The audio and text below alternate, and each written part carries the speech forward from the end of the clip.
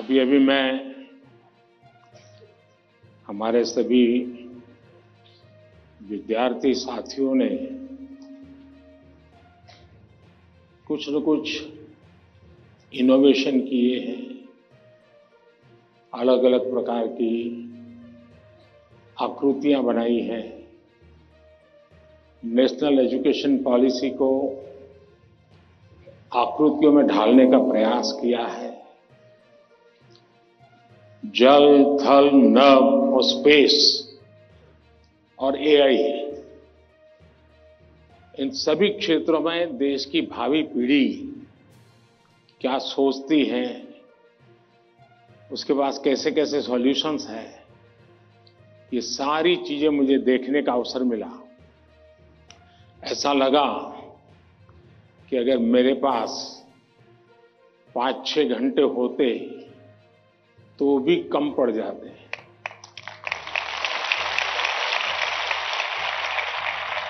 क्योंकि सबने एक से बढ़कर एक प्रस्तुति की है। तो मैं उन विद्यार्थियों को, उनके टीचर्स को, उनके स्कूल को बहुत बहुत बधाई देता हूं और आपसे भी आग्रह करता हूं कि आप जाने से पहले उस एग्जीबिशन को जरूर देखें और उसमें क्या है उसको समझने की कोशिश करें और अपनी स्कूल में वापस जाने के बाद अपने जो अनुभव है वो जरूर और विद्यार्थियों के साथ शेयर करेंगे। इधर से आवाज आई, उधर से नहीं आई, उधर से नहीं आई, करेंगे? मेरी आवाज सुनाई देती है ना? अच्छा, आपको पता है आप किस स्थान पर आए हैं?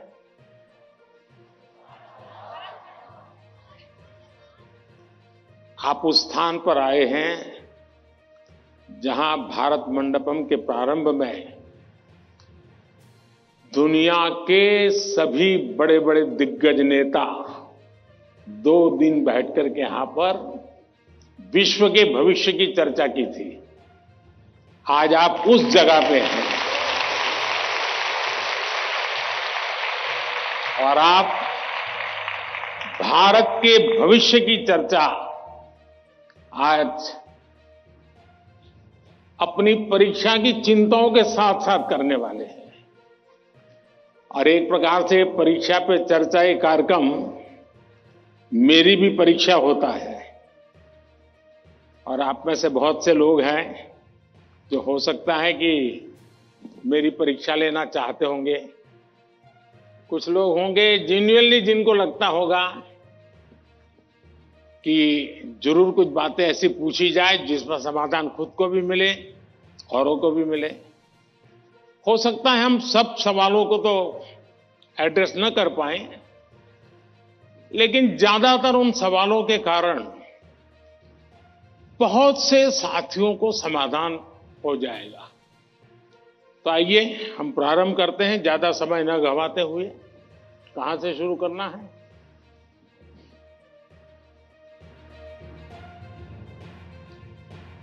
प्रधानमंत्री जी, आपके प्रेरक वचनों के लिए हार्दिक आभार।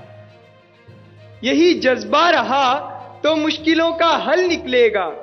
जमीन बंजर हुई तो क्या वहीं से जल निकलेगा। कोशिश जारी रख कुछ कर गुजरने की, इन्हीं रातों के दामन से सुनहरा कल निकलेगा। इन्हीं रातों के दामन से सुनहरा कल निकलेगा। प्रधानमंत्री जी, आपका प्रेरक एवं ज्ञानवर्धक उद्बोधन हमें सदैव सकारात्मक ऊर्जा और विश्वास से भर देता है। आपके आशीर्वाद एवं अनुमति से हम इस कार्यक्रम का शुभारंभ करना चाहते हैं। धन्यवाद मान्यवर।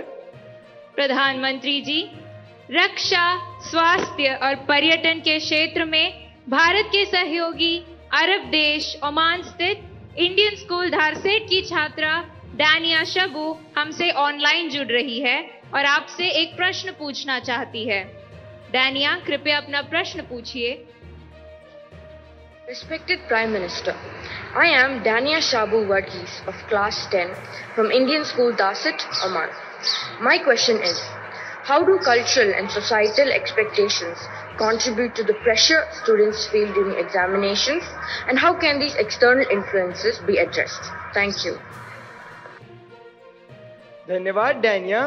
सर, विश्व के सबसे बड़े लोकतंत्र भारत की राजधानी दिल्ली स्थित गवर्नमेंट सर्वोदय बाल विद्यालय बुराड़ी से मोहम्मद अर्श हमसे ऑनलाइन जुड़ रहे हैं और आपसे अपने मन के संदेह का निवारण चाहते हैं। मोहम्मद अर्श, कृपया अपना प्रश्न पूछिए।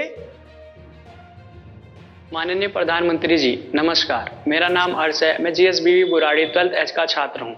मेरा आपसे प्रश्न ये है कि हम अपने परिवेश में परीक्षाओं को लेकर नकारात्मक चर्चाओं को कैसे संबोधित कर सकते हैं, जो हमारी पढ़ाई और अच्छा प्रदर्शन करने की क्षमता को महत्वपूर्ण रूप से प्रभावित करती है। क्या छात्रों के लिए अधिक सकारात्मक और सहायक वातावरण बनाने के लिए कदम उठाए जा सकते हैं? धन्यवाद। Thank you Mohammed. ओमान से डानिया शबू और दिल्ली से मोहम्मद अर्श तथा हमारे जैसे अनेक विद्यार्थी समाज और आसपास के लोगों की एक्सपेक्टेशंस के प्रेशर को हैंडल नहीं कर पाते। कृपया उनका मार्गदर्शन करें।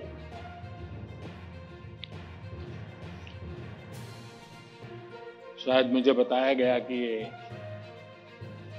परीक्षा पे चर्चा का 7वां एपिसोड है और जितना मुझे याद है, मैंने देखा है कि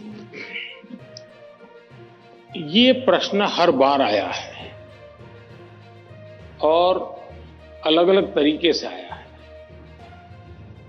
इसका मतलब ये है कि 7 साल में 7 अलग अलग बैचेज इस परिस्थितियों से गुजरी है और हर नई बैच को भी इन्हीं समस्याओं का सामना करना पड़ रहा है। अब विद्यार्थियों की बैच तो बदलती है, लेकिन टीचर की बैच इतनी जल्दी बदलती नहीं है। अगर टीचर्स ने इन अब तक जितने मेरे एपिसोड हुए हैं उसमें मैंने इन बातों का जो वर्णन किया है, अगर उसका कुछ न कुछ उन्होंने अपने स्कूल में एड्रेस किया हो तो शायद हम इस समस्या को धीरे धीरे कम कर सकते हैं। उसी प्रकार से हर परिवार में ज्यादातर हो सकता है बड़े बेटे ने या बेटी ने पहले एक आध बार ये ट्रायल हुआ हो, लेकिन उनके लिए ज्यादा एक्सपीरियंस नहीं है। लेकिन हर मां बाप ने किसी न किसी रूप में इस समस्या को जरूर अनुभव किया है। अब सवाल यह है कि इसका समाधान क्या हो। हम ये तो नहीं कह सकते भाई स्विच ऑफ, प्रेशर बंद, ऐसा तो नहीं कर सकते। तो हमने अपने आप को एक तो किसी भी प्रकार के प्रेशर को झेलने के लिए सामर्थ्यवान बनाना चाहिए। रोते बैठना नहीं चाहिए। मान के चलना चाहिए कि जीवन में आता रहता है, दबाव बनता रहता है, तो खुद को तैयार करना पड़ता है। अब जैसे कभी आप उस स्थान पे जाते हैं जहां ठंड ज्यादा है और आप किसी गर्म इलाके में रहते हैं, तो हम मन को तैयार करते हैं कि आज अब मुझे 3-4 दिन के बाद ऐसे इलाके में जाना है जहां ठंड ज्यादा है। तो मन से आप तैयार करते हैं तो धीरे धीरे वो लगता है, पहुंचने के बाद कभी लगता है यार मैंने तो सोचा था उससे तो ठंड कम है, क्योंकि आपने मन से तय कर लिया है। और इसलिए आप टेम्परेचर कितना है कितना नहीं वो देखने की जरूरत नहीं पड़ती, आपका मन तैयार हो जाता है। वैसे ही दबाव को हमने अपने तरीके से मन से एक बार इस स्थिति से जीतना है, ये तो संकल्प करना होगा। दूसरा कि जरा दबाव के प्रकार देखें।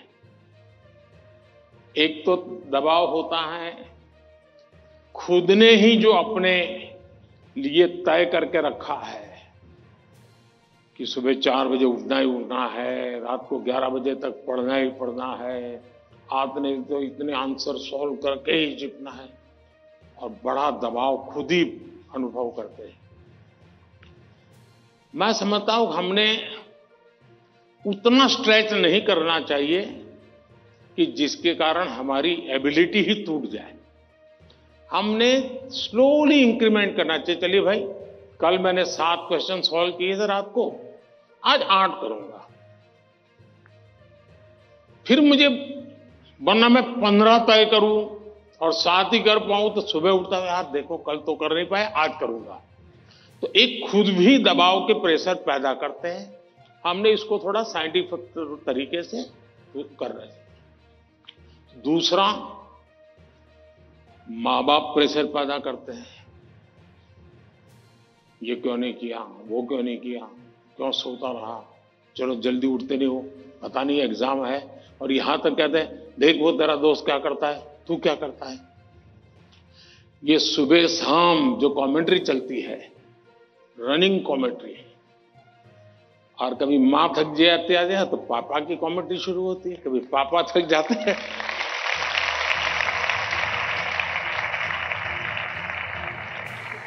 तो बड़े भाई की कमेंट्री शुरू हो जाती है, और वो अगर कम पढ़ता है तो स्कूल में टीचर की। फिर या तो कुछ लोग ऐसा है, जा तुमको जो करना है कर लो, मैं अपना ऐसे ही रहूंगा। कुछ लोग इसे सिंसियर लेते हैं, लेकिन ये दबाव का दूसरा प्रकार है। तीसरा ऐसा भी होता है कि जिसमें कारण कुछ नहीं, समझ का अभाव है, और बिना कारण उसको हम संकट मान लेते हैं। जब एक्चुअली करते हैं तो लगता है नहीं यार इतना मुश्किल नहीं था, मैंने बेकार में दबाव झेलता रहा। तो मुझे लगता है कि एक तो इनको पूरे परिवार ने, टीचर ने, सबने मिलकर के एड्रेस करना होगा। सिर्फ स्टूडेंट एड्रेस कर लेगा, सिर्फ पेरेंट्स एड्रेस कर लेंगे, इतने से बात बननी नहीं है। और मैं मानता हूं कि ये लगातार परिवारों में भी बातचीत होती रहनी चाहिए। हर परिवार ऐसे स्थितियों में कैसे हैंडल करता है उसकी चर्चाएं होनी चाहिए। उसकी एक सिस्टमेटिक थियरी के बजाय हमने धीरे धीरे चीजों को इवॉल्व करना चाहिए। अगर ये इवॉल्व करते हैं तो मुझे पक्का विश्वास है कि हम इन चीजों से बाहर निकल के आते हैं। धन्यवाद।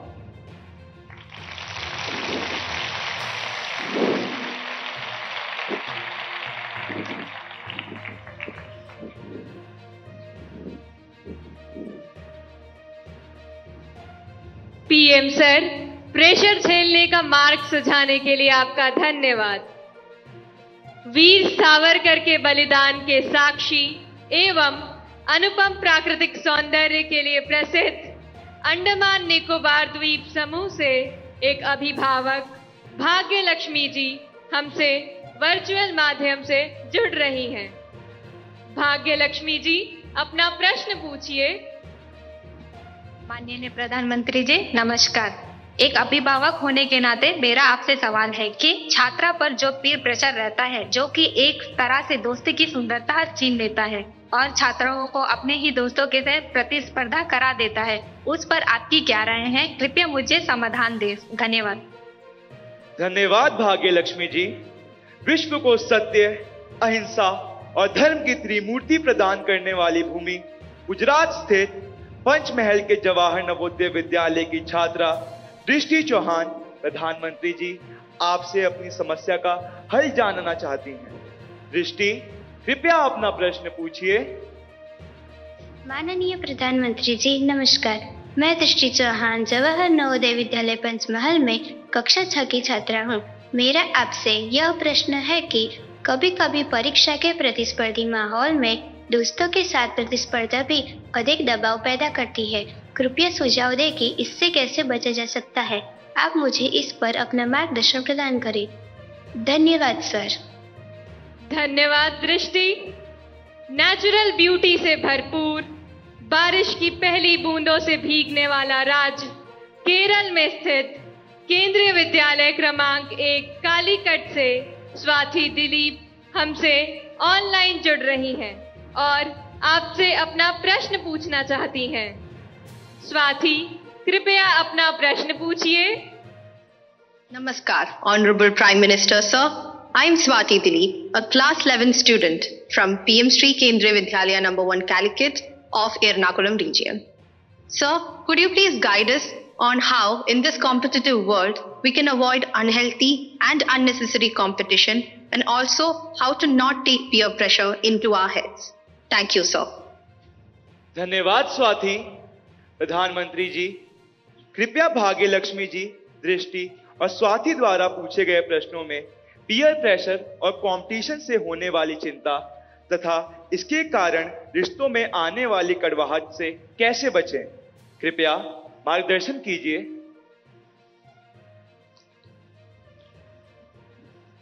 अगर जीवन में चुनौतियां न हो, स्पर्धा न हो, तो फिर जीवन बहुत ही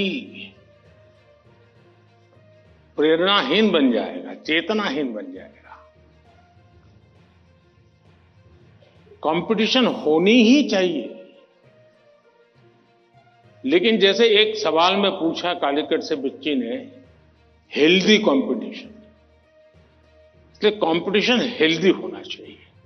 अब आपका जो सवाल है वो जरा डेंजर है और वो मुझे चिंता कराता है। शायद मुझे भी इस परीक्षा पे, चर्चा पे इस प्रकार का सवाल पहली बार आया है। देखिए,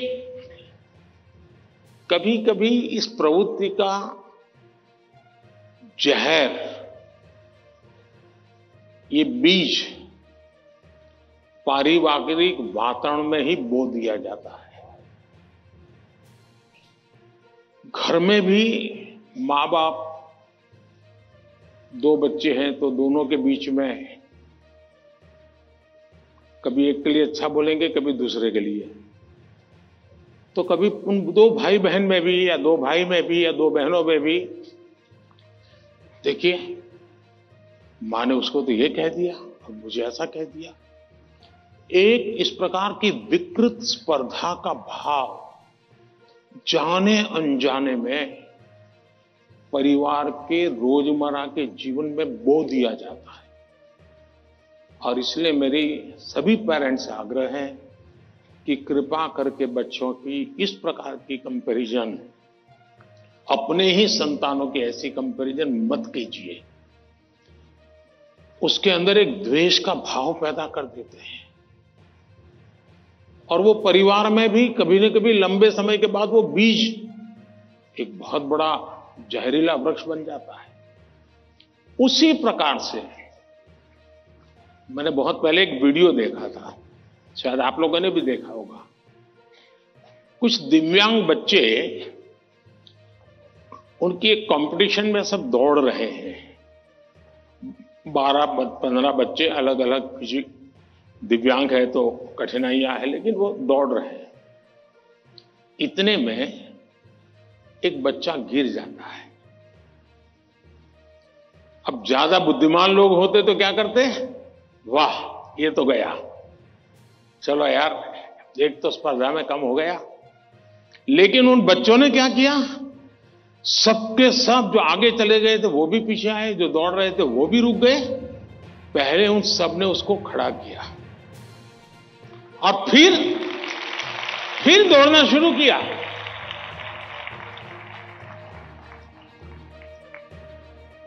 सचमुच में ये वीडियो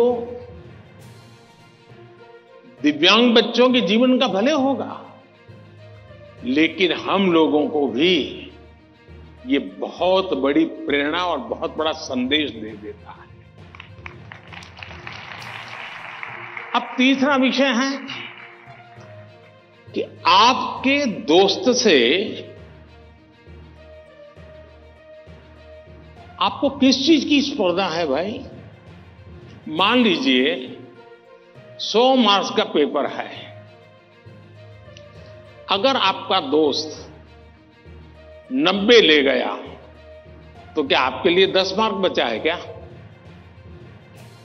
आपके लिए 10 मार्क बचा है क्या? आपके लिए भी तो 100 है ना? तो आपको उससे स्पर्धा नहीं करनी है, खुद से करनी है। खुद से करनी है कि वो 100 में से 90 लाया, मैं 100 में से कितना लाऊं। उससे द्वेष करने की जरूरत ही नहीं है। एक्चुअली तो वो आपके लिए इंस्पिरेशन बन सकता है। और अगर यही मानसिकता रहेगी तो क्या करेंगे आप? अपने से तेज तर्रार व्यक्ति को दोस्ती नहीं बनाएंगे। आप ऐसे जिसकी कुछ चलती नहीं बाजार में, उसी को दोस्त बनाएंगे और खुद बड़े ठेकेदार बन के घूमते रहोगे।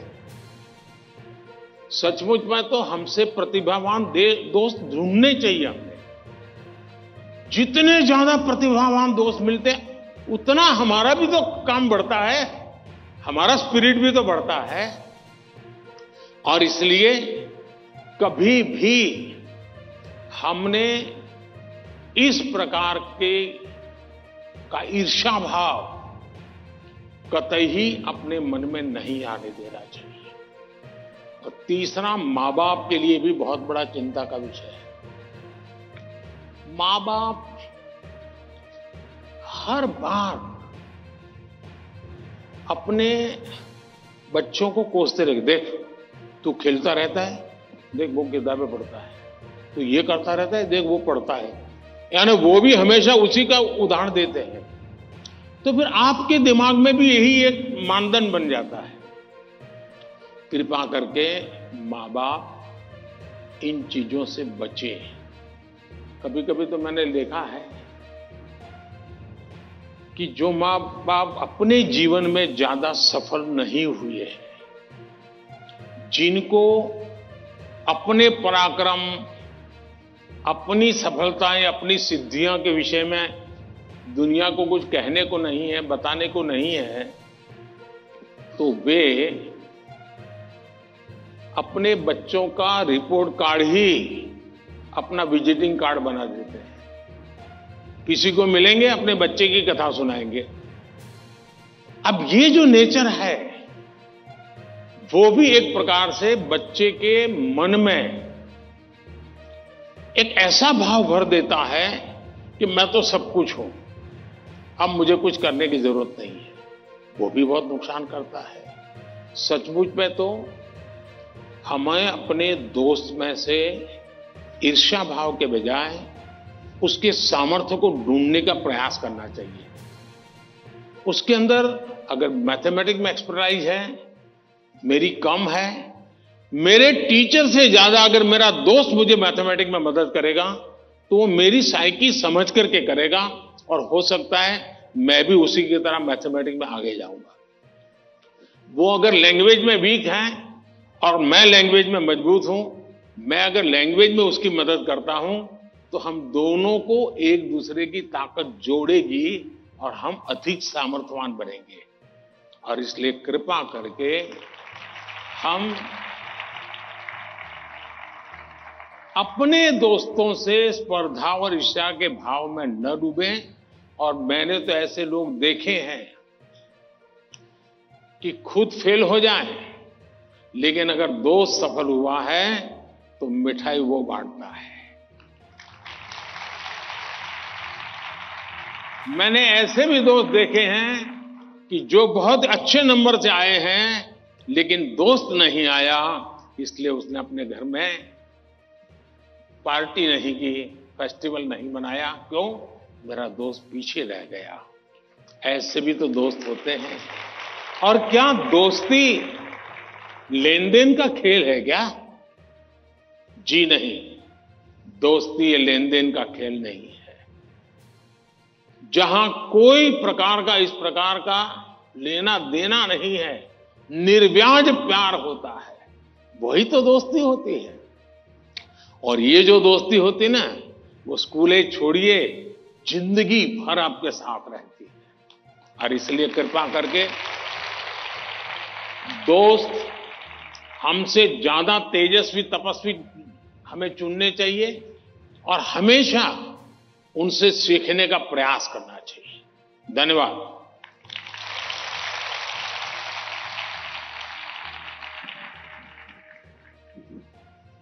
प्रधानमंत्री जी, स्पर्धा में भी मानवीयता का ये संदेश हमें हमेशा प्रेरित करता रहेगा। भारत का दक्षिण पूर्वी राज्य, कृषि प्रधान प्रदेश, तिरुमलाई की पवित्र भूमि, आंध्र प्रदेश स्थित ZP high school Uparapalli, Anakapalli जिले के संगीत शिक्षक श्री कोंडा कांची संपतराव जी हमारे साथ ऑनलाइन माध्यम से जुड़ रहे हैं और आपसे प्रश्न पूछना चाहते हैं। संपतराव जी, कृपया अपना प्रश्न पूछिए। प्रधानमंत्री वर्य वाరికి नमस्कारांजलि। मेरा नाम कोंडकांची संपतराव है और मैं ZP high school Uparapalli, Anakapalli district, Andhra Pradesh में शिक्षक हूँ। सर, मेरा आपसे यह प्रश्न है कि एक शिक्षक के रूप में मैं किन तरीकों से अपने छात्रों को परीक्षा देने में तनाव मुक्त बनाने में मदद कर सकता हूं? कृपया इस पर मेरा मार्गदर्शन कीजिए। धन्यवाद। धन्यवाद सर। भारत के पूर्व में चाय बागानों तथा सुंदर पर्वतीय प्रदेश, ब्रह्मपुत्र की भूमि, असम के शिव सागर स्थित हाशारा हाई स्कूल से एक टीचर बंटी मेधी जी, जो कि सभागार में उपस्थित है, प्रधानमंत्री जी से एक प्रश्न पूछना चाहती हैं। मैम, कृपया अपना प्रश्न पूछिए। नमस्कार। Honourable prime minister sir, I am Bonti Medhi, a teacher from Shivsagar district, Assam. My question is, what should be the role of a teacher in motivating students? Please guide us. Thank you. धन्यवाद ma'am. प्रधानमंत्री जी, कृपया आंध्र प्रदेश के संगीत शिक्षक श्री संपतराव जी और सभागार में उपस्थित शिक्षिका बंटी मेथी जी द्वारा पूछे गए इन प्रश्नों में वे परीक्षा के समय शिक्षकों की भूमिका के विषय में जानना चाहते हैं कि वे किस प्रकार विद्यार्थियों को तनाव मुक्त रहने में सहायता करें। कृपया समस्त शिक्षक वर्ग का मार्गदर्शन कीजिए। पहले तो मैं समझता हूं जो संगीत के टीचर हैं वो तो अपने क्लास नहीं, पूरी स्कूल के बच्चों का तनाव खत्म कर सकते हैं।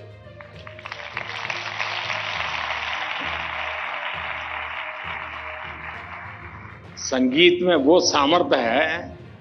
हाँ, अगर हम कान बंद कर करके संगीत में बैठे हैं, कभी कभी ऐसा होता है कि हम होते हैं, संगीत बज तो रहा है लेकिन हम कहीं और होते हैं और इसलिए हम उसका आनंद अनुभव नहीं कर पाते हैं। मैं समझता हूं कि किसी भी टीचर के मन में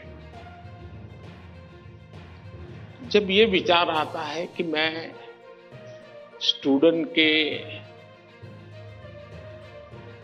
इस तनाव को कैसे दूर करूं, मैं हो सकता है मैं गलत हूं, लेकिन शायद मुझे लगता है कि टीचर के मन में परीक्षा का कालखंड है। अगर टीचर और स्टूडेंट का नाता परीक्षा के कालखंड का है तो सबसे पहले वो नाता करेक्ट करना चाहिए।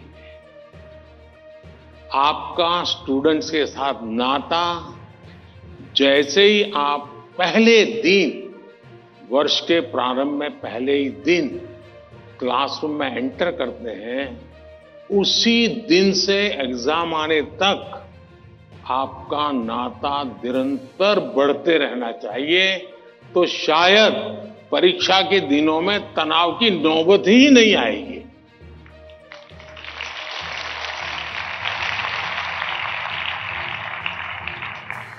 आप सोचिए, आज मोबाइल का जमाना है, स्टूडेंट के पास भी आपका मोबाइल होगा ही होगा। क्या कभी किसी स्टूडेंट ने आपको फोन किया है, कॉल पर कांटेक्ट किया है कि मुझे ये तकलीफ हो रही है, मैं चिंता में हूं? कभी नहीं किया होगा। क्यों? क्योंकि उसे लगता ही नहीं है कि मेरी जिंदगी में आपका कोई विशेष स्थान है। उसको लगता है कि आपका मेरा नाता सब्जेक्ट है, मैथ्स है, केमिस्ट्री है, लैंग्वेज है। जिस दिन आप सिलेबस से आगे निकल करके उससे नाता जोड़ोगे तो वो अपनी छोटी मोटी दिक्कतों के समय भी जरूर आपसे अपने मन की बात करेगा। अगर ये नाता है तो एग्जाम के समय तनाव की स्थिति पैदा होने की संभावना ही खत्म हो जाएगी। आपने कई डॉक्टर्स देखे होंगे, उन डॉक्टर में डिग्री तो सबके पास होती है, लेकिन कुछ डॉक्टर्स जो जनरल प्रैक्टिशनर्स होते हैं वो ज्यादा सफल इसलिए होते हैं कि पेशेंट आकर के जाने के बाद एक आध दिन के बाद फिर उसको फोन करते हैं कि भाई आपने वो दवाई ठीक से ले ली थी, कैसा है आपका? वो दूसरे दिन अपने अस्पताल आएगा तब तक इंतजार करने के बजाय बीच में एक आध बार बात कर लेते हैं, और वो बॉन्डिंग होता है ना, वो उसको आधा ठीक कर देता है। आप में से कोई टीचर ऐसे हैं, मान लीजिए किसी बच्चे ने बहुत अच्छा किया और जाकर के उसे परिवार में बैठ करके कहा, भाई आज तो मैं मिठाई खाने आया हूं, आपके बच्चे ने इतना शानदार कर दिया, आज आपसे मिठाई खाऊंगा।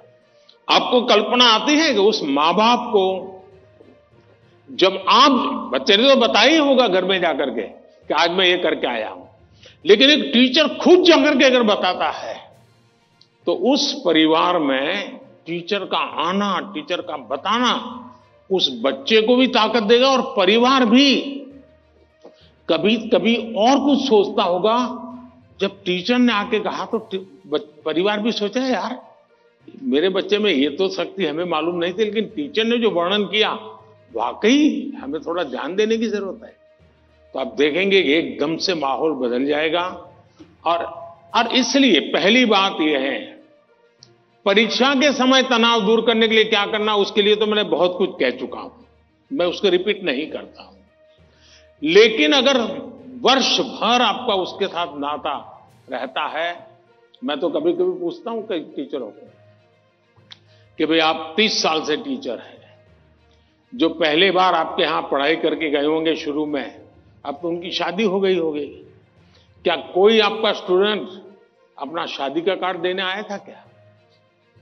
99% टीचर मुझे कहते हैं कि नहीं, कोई स्टूडेंट नहीं आया। मतलब हम जॉब करते थे, हम जिंदगी नहीं बदलते थे। टीचर का काम जॉब बदलना नहीं है, टीचर का काम जॉब करना नहीं है, टीचर का काम जिंदगी को संवारना है, जिंदगी को सामर्थ्य देना है, और वही परिवर्तन लाता है। धन्यवाद।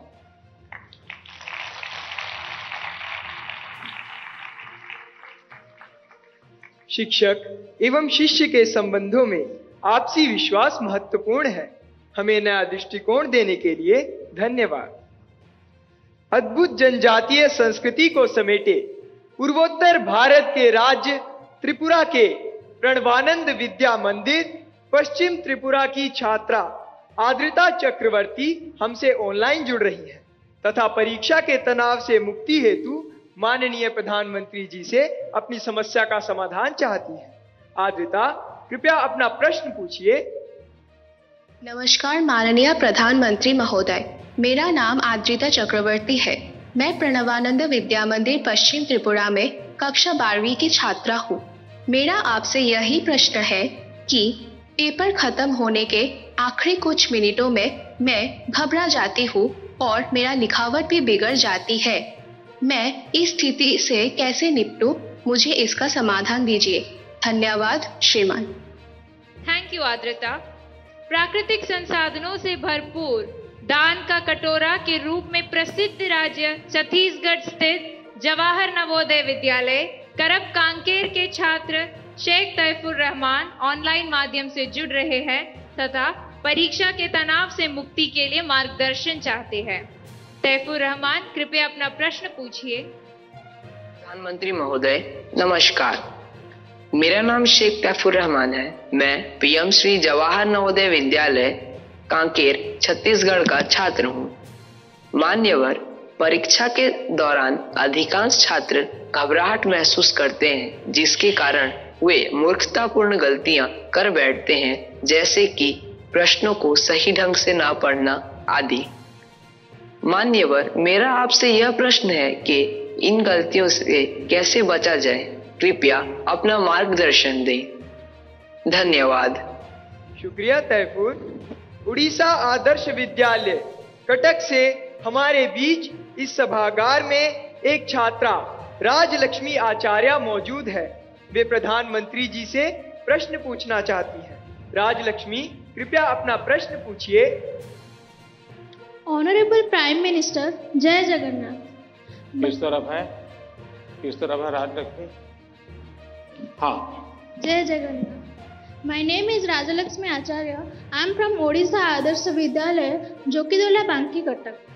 Sir, my question is, it is easy to say you face exam with a cool mind, but in exam hall the situation is so scary, like don't move, look straight and so on. Then how can it be so cool? Thank you sir. धन्यवाद राजलक्ष्मी। प्रधानमंत्री जी, आद्रिता, तैफुर और राजलक्ष्मी और इनके जैसे अनेक विद्यार्थियों द्वारा परीक्षा पे चर्चा के पिछले सभी संस्करणों में प्रायः यह प्रश्न पूछा जाता रहा है और अब भी ये प्रश्न कुछ विद्यार्थियों की चिंता का कारण बना हुआ है कि वे परीक्षा के दौरान होने वाले तनाव का सामना कैसे करें। कृपया इनका मार्गदर्शन कीजिए। घूम फिर करके फिर तनाव आ गया। अब इस तनाव से मुक्ति कैसे हो? आप देखिए कैसी गलती होती है। कुछ गलतियां यानी रोजमर्रा की हम थोड़ा ऑब्जर्व करें तो पता चलेगा। कुछ गलतियां पेरेंट्स का अति उत्साह कर देता है। कुछ गलतियां स्टूडेंट की अतिशय सिंसियरिटी कर देती है। बस समझता हूं इससे बचा जाए। जैसे मैंने देखा है कि कुछ माँ बाप को लगता है कि आज एग्जाम है तो बेटे को नई पेन ला करके दो, जरा कपड़े अच्छे पहना करके भेजो, तो उसका काफी समय तो उसमें एडजस्ट होने में ही जाता है। शर्ट ठीक है कि नहीं है, यूनिफॉर्म ठीक पहना है कि नहीं पहना है। माँ बाप से मेरा आग्रह है जो पेन रोज उपयोग करता है ना वही दीजिए आप। या वहां पेन दिखाने थोड़ा जा रहा है वो। और परीक्षा के समय किसी को फुर्सत नहीं है, आपका बच्चा नया पहन करके आए पुराना पहन के आया। तो ये साइकी उनको बाहर आना चाहिए। दूसरा, कुछ ऐसी चीजें खिला करके भेजेंगे तुझे एग्जाम है ये खा के जाओ, एग्जाम है ये खा के जाओ, तो उसको और मुसीबत होती है जिसका वो कंफर्ट नहीं है। आवश्यकता से अधिक उस दिन खाना, फिर मां कहे अरे तुम्हारा तो एग्जाम सेंटर इतना दूर है, तुम रात आते आते 7 बज जाएगा, ऐसा करो कुछ खा के जाओ, फिर कहेगी कुछ लेके जाओ। उसको रेजिस्ट करने लगता है, नहीं मैं नहीं ले जाऊंगा। वहीं से तनाव शुरू हो जाता है, घर से निकलने से पहले हो जाता है। तो मेरी सभी पेरेंट्स से अपेक्षा है और मेरा सुझाव है कि आप उसको अपनी मस्ती में जीने दीजिए। एग्जाम देने जा रहा है तो उत्साह उमंग के साथ चला जाए, बस जो उसकी रोजमर्रा की आदत है वैसा ही रहे वो। फिर जो सिंसियर स्टूडेंट है उनका प्रॉब्लम क्या होता है, दरवाजे तक किताब छोड़ते नहीं, दरवाजे तक। अब आप अचानक इस प्रकार से इवन रेलवे स्टेशन पर भी जाते हैं ना, तो कभी ट्रेन की एंट्री और आपकी एंट्री ऐसा होता है क्या? आप 5-10 मिनट पहले जाते हैं, प्लेटफॉर्म पर खड़े रहते हैं, कहां आपका डिब्बा आएगा उसका अनुमान लगाते हैं, फिर उस जगह पे जाते हैं, फिर सोचते हैं कि पहले कौन सा लगेज अंदर ले जाऊंगा, फिर कौन सा, यानी मन आपका तुरंत अपने आप को ट्रेन आने से पहले ही सेट करने लग जाता है। वैसे ही आपका जो एग्जामिनेशन हॉल है, हो सकता है वो कोई सुबह से आपके लिए खोल के नहीं रखेंगे, लेकिन 10-15 मिनट पहले तो अलाउ कर ही देते हैं। तो आराम से जैसे ही खुले अंदर पहुंच जाइए और आराम से बैठिए मस्ती से। जरा पुरानी कोई हंसी मजाक की चीजें हैं तो उसको जरा याद कर लीजिए, और दोस्ती बगल में तो एक आध चुटकुला सुना दीजिए, हंसी मजाक में पल 5-10 मिनट बिता दीजिए। कुछ नहीं है जान पाने, कम से कम एक डीप ब्रीथिंग करिए, बहुत गहरा सांस लीजिए, धीरे धीरे 8-10 मिनट खुद के लिए जिए, आप खुद में खो जाइए, एग्जाम से बाहर निकल जाएंगे। और फिर जब आपके हाथ में क्वेश्चन पेपर आएगा तो आप कंफर्ट होंगे। वरना क्या होता है, वो आया कि नहीं, वो देखा कि नहीं, वो कैसा है, पढ़ा नहीं, टीचर कहां दिखता है, सीसीटीवी कैमरा है। अरे आपका क्या काम है जी, सीसीटीवी कैमरा किसी भी कोने पर पड़ा है, तेरा क्या लेना देना है जी। हम इन्हीं चीजों में लटके रहते हैं जी, और वही बिना कारण हमारी शक्ति समय वेस्ट करता है। हमने खुद में ही खोए रहना चाहिए। और जैसा ही क्वेश्चन पेपर आ जाए तो कभी कभी तो आपने देखा होगा कि अगर आप फर्स्ट बेंच पर आपका नंबर आया है, लेकिन क्वेश्चन पेपर वो पीछे से बांटना शुरू करता है, तो आपका दिमाग फटकता है। देखिए मेरे से तो 5 मिनट पहले उसको मिलेगा, मुझे 5 मिनट बाद में मिलेगा। ऐसा ही होता है ना, ऐसा होता है ना। अब ऐसी चीजों में अपना दिमाग खपाओगे कि पहले क्वेश्चन पेपर मुझे मिला कि 20 नंबर के बाद मिला, तो आप अपनी एनर्जी, आप परिस्थिति तो पलट नहीं सकते। टीचर ने वहां से क्यों कि आप खड़े होकर नहीं कह सकते पहले मेरे से दो, ऐसा तो नहीं कर सकते। तो आपको पता है ऐसा होना, फिर ऐसे ही अपने आप को एडजस्ट कर लेना चाहिए। एक बार आप ये अगल बगल की सारी दुनिया, और हम बचपन से पढ़ते तो आए हैं, वो अर्जुन को पक्षी की आंख वाली कथा तो सुनते रहते हैं, लेकिन जीवन में आता है तो नहीं, पेड़ भी दिखता है, पत्तियां भी दिखती है, तब आपको वो पक्षी की आंख नहीं दिखती है। आप भी मन में कथाएं सुनते हैं, पढ़ते हैं, तो उसको जीवन में लाने का मौका होता है। तो पहली बात तो ये है कि इन सारी बाह्य चीजों से आप, दूसरा, परीक्षा में घबराहट का कभी कारण ये होता है, कभी लगता है समय कम पड़ गया, कभी लगता है कि अच्छा होता मैं वो क्वेश्चन पहले कर लेता।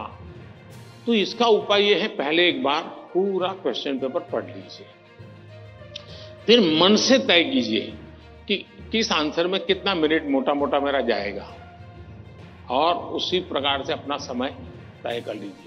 अब खाना खाते हैं, आप खाने के लिए बैठते हैं तो घड़ी देख करके थोड़े खाते, भाई 20 मिनट में खाना खाना है, तो खाते खाते आदत हो ही जाती है, हाँ भैया इतने में 20 मिनट भी हो गए और खाना भी हो गया। इसके लिए कोई घड़ी और कोई बेल थोड़ा बजता है कि चलो अब खाना शुरू करो, अब खाना बंद करो, ऐसा तो होता नहीं है। तो ये प्रैक्टिस है। दूसरा मैंने देखा है कि आजकल जो सबसे बड़ी समस्या है जिसके कारण ये समझ है, आप मुझे बताइए, आप एग्जाम देने जाते हैं, मतलब आप फिजिकली क्या करते हैं? आप फिजिकली पेन हाथ में पकड़ करके लिखते हैं, यही करते हैं ना। दिमाग अपना काम करता है, लेकिन आप क्या करते हैं? लिखते हैं। आज के युग में आईपैड के कारण, कंप्यूटर के कारण, मोबाइल के कारण मेरी लिखने की आदत धीरे धीरे कम हो गई है। जब भी एग्जाम में लिखना होता है, इसका मतलब हुआ कि मुझे अगर एग्जाम के लिए तैयार करना है तो मुझे अपने आप को लिखने के लिए भी तैयार करना है। आजकल बहुत कम लोग हैं जिनको लिखने की आदत है, और इसलिए डेली जितना समय आप अपने पठन पाठन में लगाते हैं स्कूल के बाद, उसका मिनिमम 50% टाइम आप खुद अपनी नोटबुक के अंदर कुछ न कुछ लिखेंगे। हो सके तो उस विषय पर लिखेंगे और 3 बार 4 बार खुद का लिखा हुआ पढ़ेंगे और खुद का लिखा हुआ करेक्ट करेंगे। तो आपका जो इंप्रूवमेंट होगा किसी की मदद बिना इतना बढ़िया हो जाएगा कि आपको बाद में लिखने की आदत हो जाएगी। तो कितने पेज पे लिखना, इतना लिखने में कितना समय जाता है, ये आपकी मास्टरी हो जाएगी। कभी कभी मन से विषय आपको लगता है ये तो मुझे आता है। जैसे आप मान लीजिए कोई बड़ा प्रसिद्ध कोई गाना सुन रहे हैं, गाना बज रहा है तो आपको लगता है ये गाना तो मुझे आता है क्योंकि आपने बहुत बार सुना है। लेकिन एक बार गाना बंद करके जरा कागज पे लिखो ना वो गाना आता है क्या, तो पता चलेगा नहीं यार, सुनते समय जो मेरा कॉन्फिडेंस था, मुझे अच्छा लगता था और आता था, हकीकत में मुझे आता नहीं था। मुझे वहां से प्रॉम्प्टिंग होती थी, इसलिए मुझे वो लाइन याद आ जाती थी। और उसमें भी परफेक्ट शब्द के संबंध में जब बात आएगी तो मैं पीछे रह जाऊंगा। मेरी आज की पीढ़ी के साथियों से बहुत मेरा आग्रह है कि कृपा करके आपकी एग्जाम में एक बड़ी चैलेंज होती है लिखना। कितना याद रहा, सही रहा, गलत रहा, सही लिखते हैं, गलत लिखते हैं, वो तो बात का विषय है। आप अपना ध्यान प्रैक्टिस में इस पर कीजिए। अगर ऐसी कुछ चीजों पर अगर आप ध्यान केंद्रित करेंगे, मुझे पक्का विश्वास है कि एग्जाम हॉल में बैठने के बाद जो अनकंफर्ट या प्रेशर फील करते हैं वो आपको लगेगा ही नहीं, क्योंकि आप आदी हैं। अगर आपको तैरना आता है तो पानी में जाने से डर नहीं लगता है आपको, क्योंकि आप तैरना जानते हैं। आपने किताबों में तैरना ऐसे होता है और आप सोचते हैं हाँ मैं तो पढ़ा था भाई, हाथ पहले ऐसे करते, फिर दूसरा हाथ, फिर तीसरा हाथ, फिर चौथा हाथ, तो फिर आपको लगता है हाँ पहले हाथ पैर दिमाग से खप कर लिया, अंदर जाते ही फिर मुसीबत शुरू हो जाती है। लेकिन जिसने पानी में ही प्रैक्टिस शुरू कर दी, उसको कितना ही गहरा पानी क्यों हो, उसको भरोसा होता है मैं पार कर जाऊंगा। और इसलिए प्रैक्टिस बहुत आवश्यक है, लिखने की प्रैक्टिस बहुत आवश्यक है। और लिखना जितना होगा शार्पनेस ज्यादा आएगी, आपके विचारों में भी शार्पनेस आएगी। और अपनी लिखी हुई चीज को 3 बार 4 बार पढ़ के खुद करेक्ट कीजिए। जितना ज्यादा खुद करेक्ट करोगे, आपकी उस पर ग्रिप बहुत ज्यादा आएगी, तो आपको अंदर बैठ करके कोई प्रॉब्लम नहीं होगा। दूसरा, अगल बगल में वो बड़ी स्पीड से लिख रहा है, मैं तो तीसरे क्वेश्चन पे अड़ा हुआ हूं, वो तो 7वें पर चला गया। दिमाग इसमें मत खपाइए बाबा, वो 7 में पहुंचे, 9 में पहुंचे, करे न करे, वो पता नहीं, वो सिनेमा की स्टोरी लिखता होगा। तुम अपने पर भरोसा करो, तुम अपने पर भरोसा करो। अगल बगल में कौन क्या करता है छोड़ो। जितना ज्यादा अपने आप पर फोकस करोगे, उतना ही ज्यादा आपका क्वेश्चन पेपर पर फोकस होगा। जितना ज्यादा क्वेश्चन पेपर पर फोकस होगा, इतना ही आपके आंसर के एक एक शब्द पर हो जाएगा और अल्टीमेटली आपको परिणाम उचित मिल जाएगा। धन्यवाद।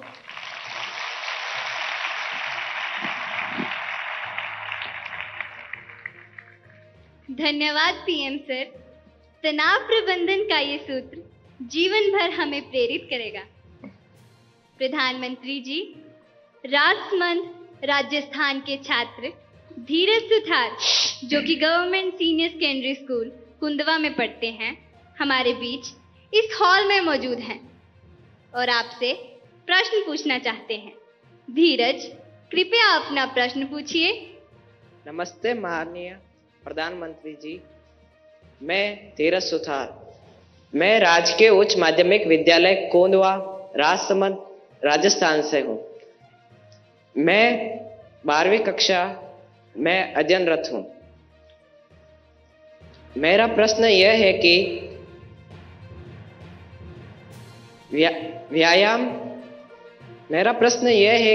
व्यायाम के साथ साथ पढ़ाई को कैसे मैनेज करें, क्योंकि शारीरिक स्वास्थ्य भी उतना ही जरूरी है जितना कि मानसिक स्वास्थ्य। कृपया मार्गदर्शन करें। धन्यवाद सर। आपका शरीर देख करके लगता है मुझे आपने सही सवाल पूछा है।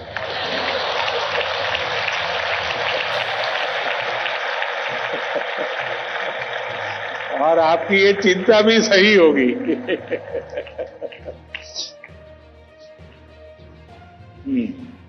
धन्यवाद धीरज।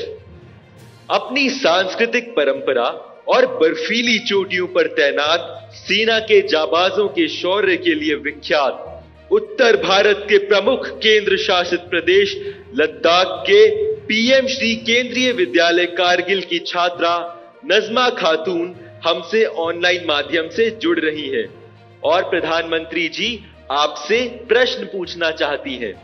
नजमा, कृपया अपना प्रश्न पूछिए। माननीय प्रधानमंत्री जी नमस्कार। मेरा नाम नजमा खातून है। मैं पीएम श्री केंद्रीय विद्यालय कारगिल लद्दाख में पढ़ती हूँ। मैं कक्षा 10वीं की छात्र हूँ। मेरा आपसे प्रश्न यह है कि परीक्षा की तैयारी और स्वस्थ जीवन शैली बनाए रखने के बीच संतुलन कैसे बना सकते हैं? धन्यवाद। शुक्रिया नजमा। पूर्वोत्तर भारत के रत्न जनजातीय बहुल राज्य अरुणाचल प्रदेश के नाहरलोगुन गवर्नमेंट हायर सेकेंडरी स्कूल से एक शिक्षिका टॉबी लामी जी इस सभागार में उपस्थित हैं और प्रधानमंत्री जी से प्रश्न पूछना चाहती हैं। नमस्कार माननीय प्रधानमंत्री जी, मेरा नाम तोबी लोबी है। मैं एक शिक्षिका हूँ। मैं government higher secondary school Naharlagun Arunachal Pradesh से आई हूँ। मेरा प्रश्न है, विद्यार्थी खेल कूद नहीं बल्कि पढ़ाई में मुख्य रूप से क्या और कैसे ध्यान केंद्रित कर सकते हैं? कृपया मार्गदर्शन करें। धन्यवाद सर। धन्यवाद मैम। प्रधानमंत्री जी, धीरज, नजमा और तोबी जी पढ़ाई और हेल्दी लाइफ में सामंजस्य कैसे स्थापित करें, इस विषय पर आपका मार्गदर्शन चाहते हैं।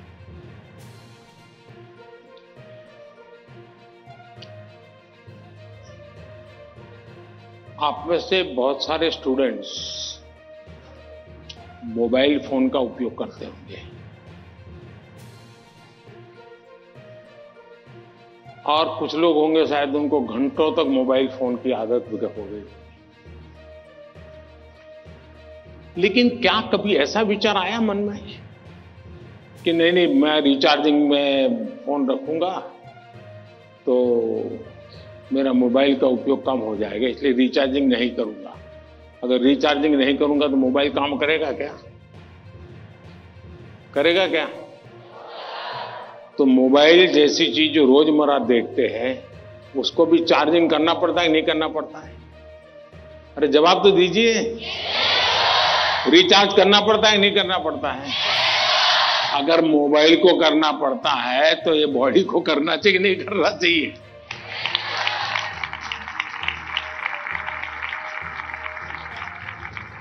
जैसे मोबाइल फोन में चार्जिंग ये मोबाइल की रिक्वायरमेंट है, वैसे हमारा शरीर का भी चार्जिंग ये शरीर की रिक्वायरमेंट है।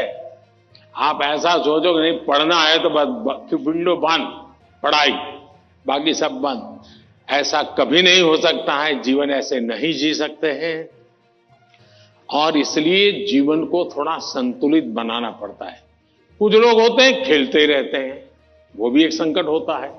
लेकिन जब आपको एग्जाम देनी हो, क्योंकि लौकिक लाइफ जीवन में इन चीजों का अपना महत्व है, इसको टाल नहीं सकते। लेकिन अगर हम स्वस्थ ही नहीं रहेंगे, अगर हम अपने शरीर में वो सामर्थ्य ही नहीं होगा, तो हो सकता है कि 3 घंटे एग्जाम में बैठने का सामर्थ्य खो देंगे, फिर 5 मिनट ऐसे ही करके बैठा रहना पड़ेगा। और इसलिए स्वस्थ शरीर स्वस्थ मन के लिए भी बहुत जरूरी है। अब स्वस्थ शरीर का मतलब ये तो नहीं है कि आपको पहलवानी करनी है, ये आवश्यक नहीं है, लेकिन जीवन में कुछ नियमितताएं होती है। अब आप कभी सोचिए कितना समय है जिसमें आप खुले आसमान के नीचे सनलाइट में बिताए हो। अगर आप चलो पढ़ना भी है तो किताब लेकर के सनलाइट में बैठो ना भाई थोड़ी देर। कभी कभी बॉडी को रिचार्ज करने में सनलाइट भी बहुत जरूरी होता है। क्या कभी कोशिश की नियम से कि भाई मैं दिन में कैसे भी करके इतना तो मौका निकाल दूं ताकि मुझे सनलाइट के साथ नाता रहे। उसी प्रकार से कितना ही पढ़ना क्यों ना हो, लेकिन नींद को कभी भी कम मत आंकिए। जब अपनी मम्मी हमको कहती हैं कि सो जाओ सो जाओ, तो उसका इंटरफेरेंस मत मानिए। ज्यादातर स्टूडेंट का ईगो इतना हर्ट हो जाता है कि तुम कौन होती हो, सोने सो जाओ और मुझे कल एग्जाम देनी है, मैं सोऊंगा नहीं सोऊंगा, तुम्हें क्या लेना है। ऐसा करते हैं ना घर में। जो नहीं करते हैं मन ना बोले, जो करते हैं वो बोले। जरा करते हैं, कोई नहीं बोल रहा है। लेकिन ये पक्का है कि नींद के विषय में भी अगर एक बार रील पर चढ़ गए, एक के बाद एक रील देखते ही गए, छुपाना चाहते हो ना। कितना समय बीत गया पता नहीं, कितनी नींद खराब हो गई पता नहीं। क्या निकाला, पहला रील देखा था, याद करो जरा, याद भी नहीं है, ऐसे ही देख रहे हैं। ऐसे हम नींद को बहुत कम आंकते हैं। आज आधुनिक हेल्थ साइंस जो है वो नींद को बहुत तवज्जो देता है। आप आवश्यक नींद लेते हैं कि नहीं लेते हैं, वो आपके स्वास्थ्य पर बहुत बड़ा महत्वपूर्ण है। आपको उस पर ध्यान केंद्रित करना चाहिए। इसका मतलब ये भी नहीं कि बस एग्जाम तो आती रहेगी। मोदी जी को मिला था, उसने कहा है सो जाओ। अभी यहां आर्टिस्टिक बोर्ड बनाओ और घर में घुसते ही लिखो सो जाओ, मम्मी पापा को दिखा दो सो जाओ। ऐसा तो नहीं करेंगे ना। कम नींद स्वास्थ्य के लिए अनुचित है। कुछ अपवाद लोग होते हैं जिनको उन्होंने अपने एक ऐसे स्टेज पर बॉडी को ले गए, उनको शायद उससे बाहर होंगे। सामान्य मानवीय के जीवन के लिए अनुचित है। आप कोशिश कीजिए कि आपकी रिक्वायर जितनी भी नींद है वो आप पूरी लेते हैं। और ये भी देखिए कि साउंड स्लीप है कि नहीं। बहुत गहरी नींद होनी चाहिए। आप हैरान हो जाएंगे, जो टीचर बैठे हैं ना, बड़ी आयु के टीचर, ये सुनकर के जरूर चौंक जाएंगे। आज भी मैं इतना सारा मेरे पास काम है ना, आप लोगों को जितना नहीं है।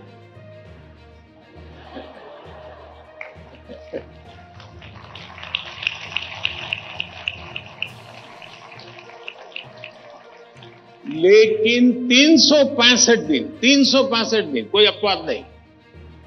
अगर मैं बिस्तर पे लेटा नहीं कि 30 सेकंड में डीप स्लीप की तरफ नहीं चला गया था, होता नहीं। 30 सेकंड लगता है मुझे। आप में से बहुत छोटी आयु के भी होंगे, कभी इधर कभी उधर कभी उधर कभी उधर, फिर नींद आई तो आई। क्यों? मेरा बाकी जो जागृत अवस्था का समय है उसमें बहुत जागृत रहता हूं। तो जब जागृत हूं तो पूरी तरह जागृत हूं, जब सोया हूं तो पूरी तरह सोया हूं। और वो बैलेंस, जो बड़ी आयु के लोग हो परेशान होते होंगे, हाँ यार हमें तो नींद ही नहीं आती, आधा घंटा तो ऐसे ही करवट बदलते रहते हैं। और ये आप अचीव कर सकते हैं। फिर एक विषय है न्यूट्रिशन। संतुलित आहार और आप जिस उम्र में हैं, उस उम्र में जिन चीजों की जरूरत है वो आपके आहार में है कि नहीं है। एक चीज पसंद है, बस खाते रहते हो, पेट भर जाता है, कभी मन भर जाता है, लेकिन शरीर की आवश्यकताएं पूरी नहीं करता है।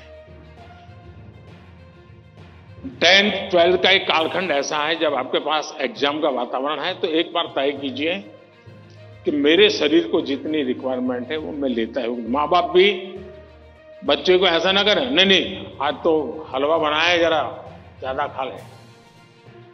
कभी माँ बाप को भी लगता है कि क्वांटिटी ज्यादा खिला दी तो बच्चा आज खुश है। जी नहीं, उसके शरीर, और इसके लिए कोई अमीरी गरीबी का मुद्दा नहीं है। जो उपलब्ध चीजें होती है उसी में से मिल जाता है, उसमें सारी चीजें रहती हैं। कम से कम खर्च वाली भी चीजें होती हैं जो हमारे न्यूट्रिशन को कैर कर सकती हैं। और इसलिए हमारे आहार में संतुलन, ये भी स्वास्थ्य के लिए उतना ही जरूरी है। और फिर एक्सरसाइज, हमने पहलवानी वाली एक्सरसाइज करे या ना करे अलग बात है, लेकिन फिटनेस के लिए एक्सरसाइज करना चाहिए। जैसे डेली टूथब्रश करते हैं ना, वैसे ही नो कॉम्प्रोमाइज एक्सरसाइज करनी चाहिए।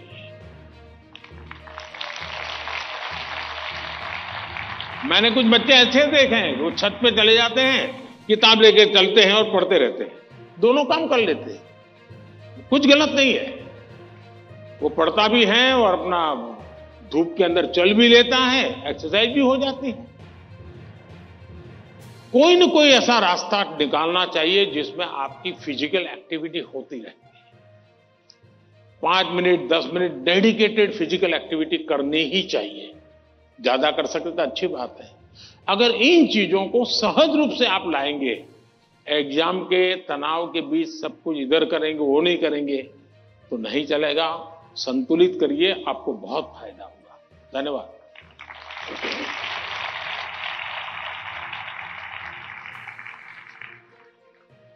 पीएम सर, आपने एग्जाम वॉरियर में भी हमें यही संदेश दिया है, जितना खेलोगे उतना खिलोगे। Thank you PM sir.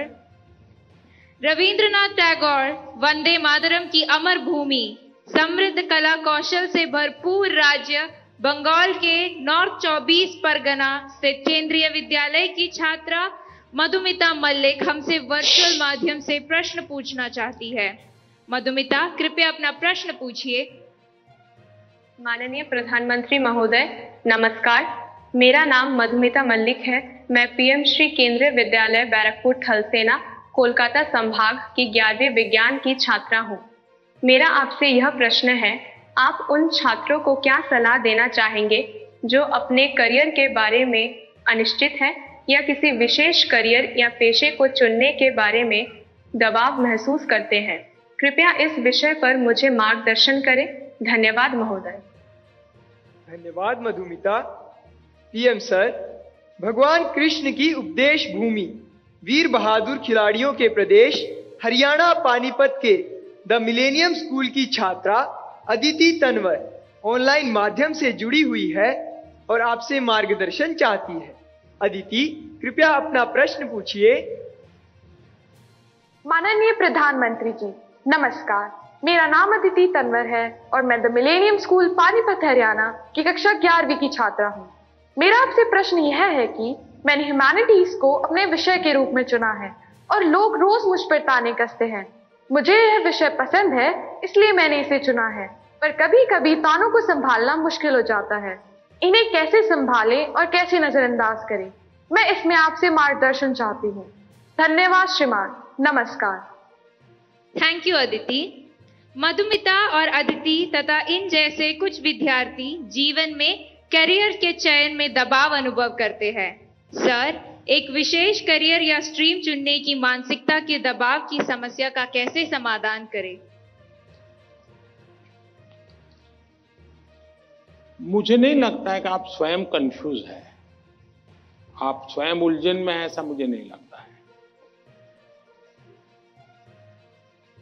हकीकत यह है कि आपको अपने पर भरोसा नहीं है, आपका अपने सोचने के संबंध में दुविधा है।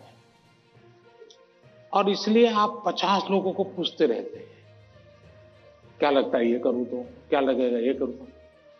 आप खुद को जानते नहीं हैं और उसके कारण आप किसी के एडवाइस पर डिपेंडेंट रहते हो।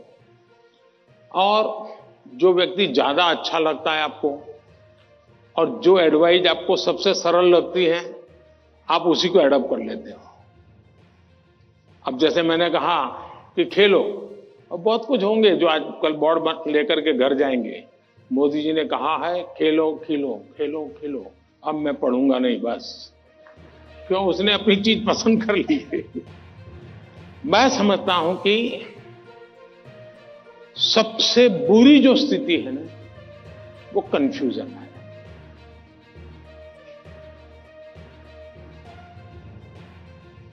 अनिर्णायकता है। अनिर्णायकता आपने देखा होगा, पुराने जमाने में ऐसी कथा चलती थी, कोई गाड़ी लेकर के जा रहा था और कुत्ता तय नहीं कर पाया, इधर जाओ उधर जाओ, और आखिरकार वो नीचे आ गया। यही होता है, अगर उसको पता है कि मैं उधर चला जाऊं तो हो सकता है कि वो ड्राइवर भी उसको बचा ले, लेकिन इधर गया इधर गया इधर गया तो ड्राइवर कितना ही एक्सपर्ट होगा, नहीं बचा पाएगा। हमें अनिश्चितता से भी बचना चाहिए, अनिर्णायकता से बचना चाहिए, और निर्णय करने से पहले सारी चीजें हमने उसको जितने तराजू पर तोल सकते हैं तोलना चाहिए। दूसरा, कभी कभी कुछ लोगों को लगता है कि फलानी चीज वैसी है, ठीक नहीं चीज। अब मुझे बताइए, स्वच्छता का विषय अगर प्रधानमंत्री के रूप में देखें तो बहुत मामूली विषय है कि नहीं है? बहुत मामूली विषय है कि नहीं है? कोई भी कहेगा यार पीएम को इतने सारे काम है, ये स्वच्छता स्वच्छता करता रहता है। लेकिन जब मैंने उसके अंदर अपना मन लगा दिया, हर बार मैंने उसको अपना एक महत्व का साधन बना दिया, आज स्वच्छता देश का प्राइम एजेंडा बन गया कि नहीं बन गया? स्वच्छता तो छोटा विषय था, लेकिन अगर मैं उससे जान मैंने भर दी तो वो बहुत बड़ा बन गया। इसलिए हम ये न सोचे, आपने देखा होगा, कल मैं पूरा तो पढ़ नहीं पाया लेकिन मेरा नजर गई कि किसी ने कहा है कि पिछले 10 साल में आर्ट और कल्चर के क्षेत्र में भारत का मार्केट 250 गुना बढ़ गया है। अब आज से पहले कोई पेंटिंग करता तो माँ बाप कहते पहले पढ़ाई करो, वैकेशन में पेंटिंग करना। उसको लगता ही नहीं था कि पेंटिंग भी जीवन में महत्व का विषय हो सकता है। और इसलिए हम किसी चीज को कम ना आके, हमारे में दम होगा तो हम उसको जान भर देंगे। हमारे में सामर्थ्य होना चाहिए,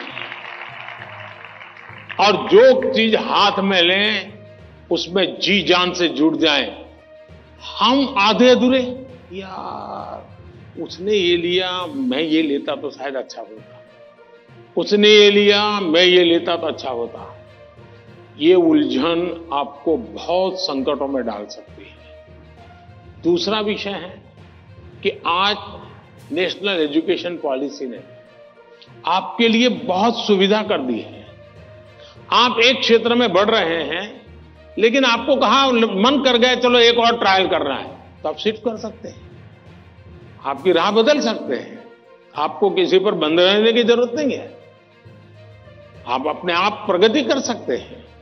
और इसलिए अब शिक्षा में भी बहुत से, आज मैं भी एग्जीबिशन देख रहा था, मैं देख रहा था कि बच्चों की प्रतिभा जिस प्रकार से प्रकट हुई है, प्रभाव करने वाली है। सरकार का आईएनबी मिनिस्ट्री सरकार की योजनाओं को कम्युनिकेट करने के लिए जो करे, उससे ज्यादा मैंने देखा इन बच्चों ने बहुत अच्छा किया है। नारी शक्ति का महत्व इतने बढ़िया तरीके से रखा है। इसका मतलब यह हुआ कि किसी भी हालत में हमें निर्णायक होना ही चाहिए, और एक बार निर्णायक होने की आदत लग जाती है ना, फिर कंफ्यूजन नहीं रहता है। वरना तो आपने देखा होगा कि कभी हम रेस्टोरेंट में चले जाएं परिवार के साथ। आप याद कीजिए, आप, मुझे तो वो मौका नहीं मिलता है, लेकिन आपको मिलता होगा। रेस्टोरेंट में जाते होंगे, पहले आप सोचते होंगे मैं ये मंगवाऊंगा, फिर बगल वाले टेबल पर कुछ देखते हैं तो कहता है नहीं ये मंगवाऊंगा। फिर वो बैरा जो है कुछ और ट्रे में लेके जाकर दिखता है मुझे, यार ये कुछ और है, नहीं ये क्या है भाई, ये है, अच्छा मेरे वो 2 कैंसल, ये ले आओ। अब उसका कभी पेट ही नहीं भरेगा जी, उसको कभी संतोष नहीं होगा, और जिस डिश आएगी तो उसको लगेगा यार इसके बजाय वो पहले वाला ले लिया होता तो अच्छा होता। जो लोग रेस्टोरेंट के डाइनिंग टेबल पर निर्णय नहीं कर पाते हैं, वो कभी रेस्टोरेंट का या खाने का आनंद नहीं ले सकते हैं। आपको निर्णायक बनना पड़ता है।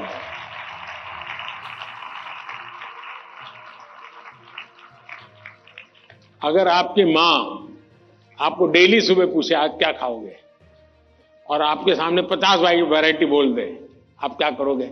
घूम फिर करके आ जाओगे, रोज खाते हो और वहीं पर आके खड़े हो जाओगे। मैं समझता हूं कि हमें आदत डालनी चाहिए कि हम निर्णायक बने। निर्णय लेने से पहले 50 चीजों को हम बारीकियां कर देखें, उसके प्लस माइनस पॉइंट देखें, प्लस माइनस पॉइंट के लिए किसी से पूछे, लेकिन उसके बाद हम निर्णायक बने। और इसलिए कंफ्यूजन किसी भी हालत में आप किसी के लिए अच्छा नहीं है। अनिर्णायकता और खराब होती है, और उसमें से हमने बाहर आना चाहिए। Thank you.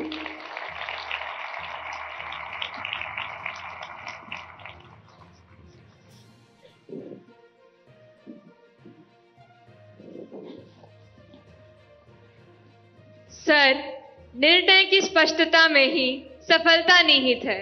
आपका यह कथन सदा याद रहेगा। धन्यवाद।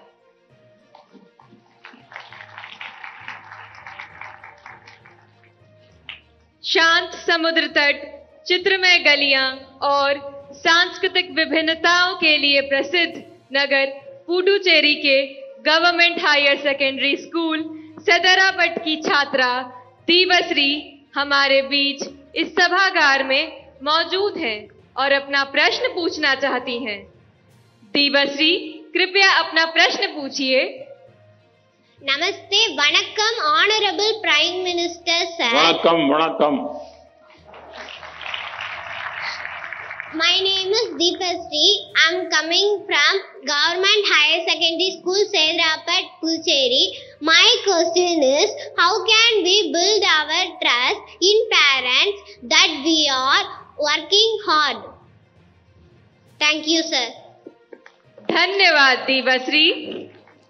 प्रधानमंत्री जी, हम माता पिता को कैसे विश्वास दिलाएं कि हम मेहनत कर रहे हैं, इस विषय पर दीबश्री आपसे मार्गदर्शन चाहती हैं।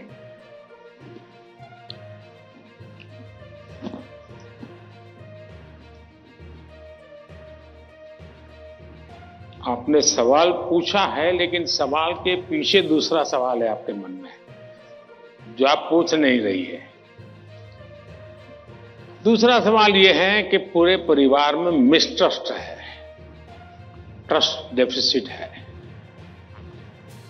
और ये यानी आपकी बहुत अच्छी परिस्थिति को आपने पकड़ा है। आपने उसको प्रस्तुत तो ऐसे किया घर में कोई नाराज ना हो जाए,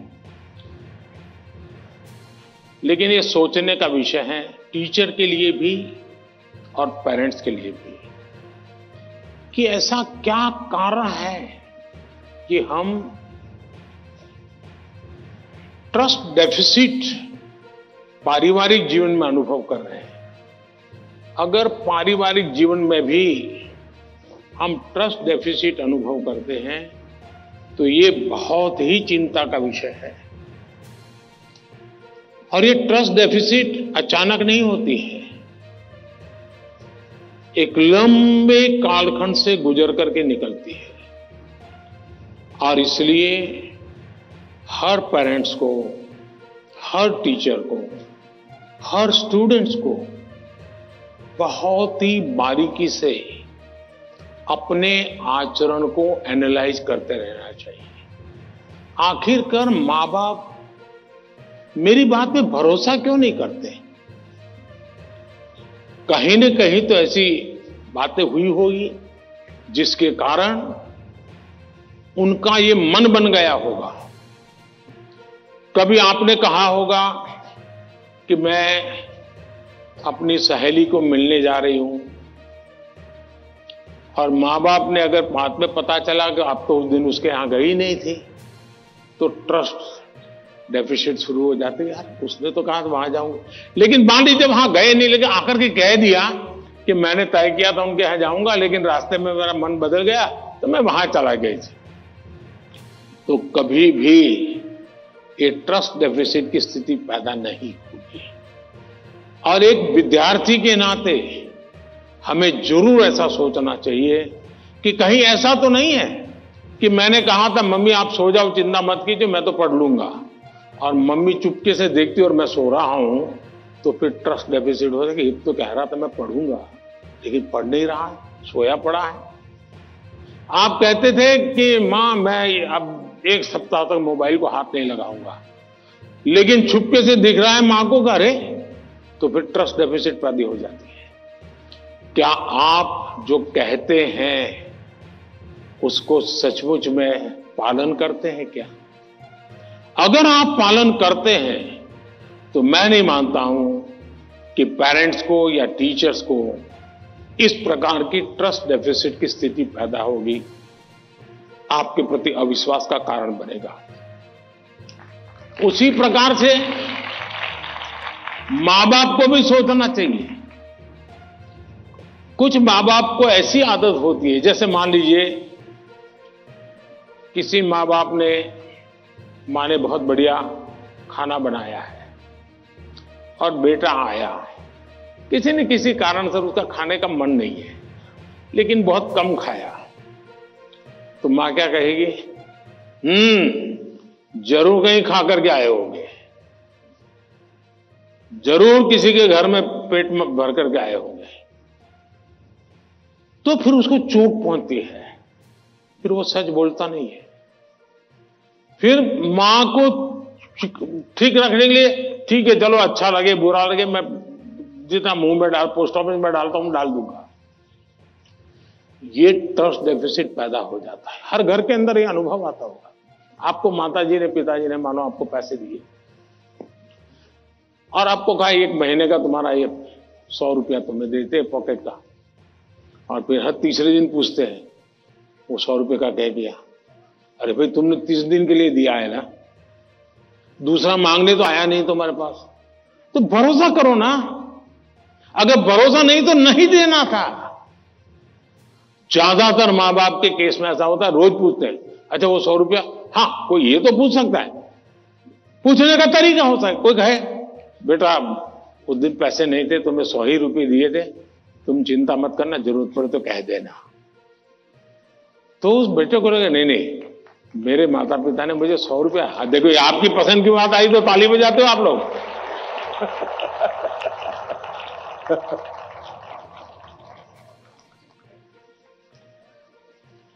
अगर वही सवाल ये पूछते 100 का क्या किया, इसके बजाय ये कह दे, तो बेटा कहेगा ना मां बिल्कुल नहीं, मेरे पास पैसे हैं, सफिशिएंट है।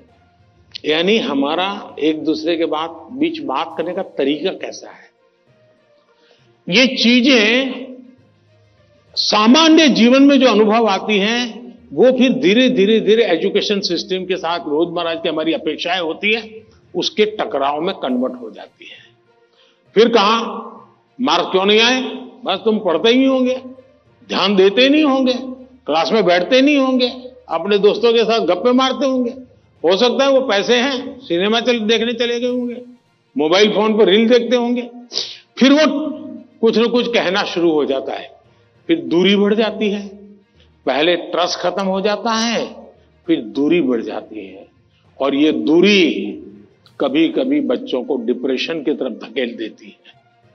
और इसलिए मां बाप के लिए बहुत आवश्यक है। उसी प्रकार से टीचर्स ने भी बच्चों के साथ इतना खुलापन रखना चाहिए सहज रूप से अपनी बात कह सके। अगर उसको कोई सवाल समझ में नहीं आया तो कोई टीचर हड़का देगा, तुझे कुछ समझ नहीं आने वाला तो बाकियों को विद्यार्थियों का टाइम खराब मत करो, बैठ जाओ। कभी कभी क्या करते हैं टीचर भी, जो 4-5 होनहार बच्चे होते हैं ना, उनको वो बहुत प्रिय लगते हैं, उनसे उनका मन लग जाता है। बाकी क्लास में 20 बच्चे हैं, 30 बच्चे हैं, वो जाने उनका नसीब जाने, ये 2-4 में अपना मन लगा देते हैं, सब चीजें वाहवाही उन्हीं की करते रहते हैं, वही रिजल्ट देकर गए। अब आप उसको कितना आगे ले जा पाते हो तो अलग बात है, लेकिन बाकी जो है वहां से नीचे गिरा देते हैं। और इसलिए कृपा करके आपके लिए सभी स्टूडेंट समान होने चाहिए, सबके साथ इक्वली। हाँ, जो तेज होगा वो अपने आप में से जो अमृत है वो ले लेगा, लेकिन जिसको सबसे ज्यादा जरूरत है उसके प्रति अगर आप सिंपैथेटिक, और उसमें भी मैं मानता हूं उसके गुणों की तारीफ कीजिए। कभी एक बच्चा बिल्कुल वीक है पढ़ने में, लेकिन उसके हैंड राइटिंग अच्छे है, तो उसके सीट पे जाकर के, अरे यार क्या बढ़िया लिखते हो तुम, कितने हैंड राइटिंग तुम्हारे अच्छे हैं, क्या स्मार्टनेस है तुम्हारी। कभी ऐसा एक डल विद्यार्थी है, अरे यार तेरा कपड़ा बहुत शर्ट बहुत अच्छा है, उसके अंदर कॉन्फिडेंस बिल्डअप होगा, वो आपके साथ खुलने लग जाएगा, वो आपसे बातें करने लगेगा कि ये साहब के प्रति मेरे प्रति उनका ध्यान है। अगर ये सहज वातावरण बन जाएगा तो मैं नहीं मानता हूं कि, लेकिन ये विद्यार्थियों का भी उतना ही दायित्व है। हमें आत्मचिंतन करना चाहिए कि मेरी ऐसी कौन सी बातें थी जिसने मेरे घर के लोगों का मुझ पर से भरोसा उठ गया।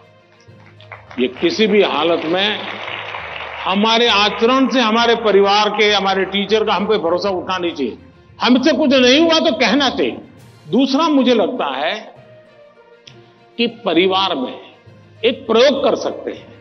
मान लीजिए आपका बेटे या बेटी के 5 दोस्त हैं, तय कीजिए कि महीने में एक बार 2 घंटे वो 5 परिवार किसी एक परिवार में एकत्र होंगे, दूसरे महीने दूसरे परिवार में, बिल्कुल गेट टुगेदर करेंगे, और उसमें बच्चे बूढ़े सम हो गए। ऐसा नहीं कि 2 लोगों को घर छोड़ के आए जाएंगे।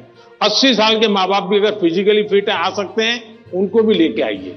और फिर तय कीजिए कि आज वो तो 3 नंबर का दोस्त है, उसकी माता जी एक कोई पॉजिटिव बुक पढ़ करके उसकी कथा सुनाएगी। अगले बार तय किए जो 4 नंबर का दोस्त है, उसके पिताजी एक कोई पॉजिटिव मूवी देखा होगा तो उसकी कथा सुनाएंगे। जब भी आप 1 घंटे का गेट टुगेदर करें, सिर्फ और सिर्फ उदाहरणों के साथ, किसी रेफरेंस के साथ पॉजिटिव चीजों की चर्चा करें, वहां के किसी के रेफरेंस से नहीं। आप देख लेना, धीरे धीरे वो पॉजिटिविटी पर्कुलेट होगी, और यही पॉजिटिविटी सिर्फ आपके बच्चों के प्रति नहीं, अंदर अंदर भी ऐसा ट्रस्ट का वातावरण बना देगी कि आप सब एक इकाई बन जाएंगे, एक दूसरे के मददगार बन जाएंगे। और मैं मानता हूं ऐसे कुछ प्रयोग करते रहना चाहिए। धन्यवाद।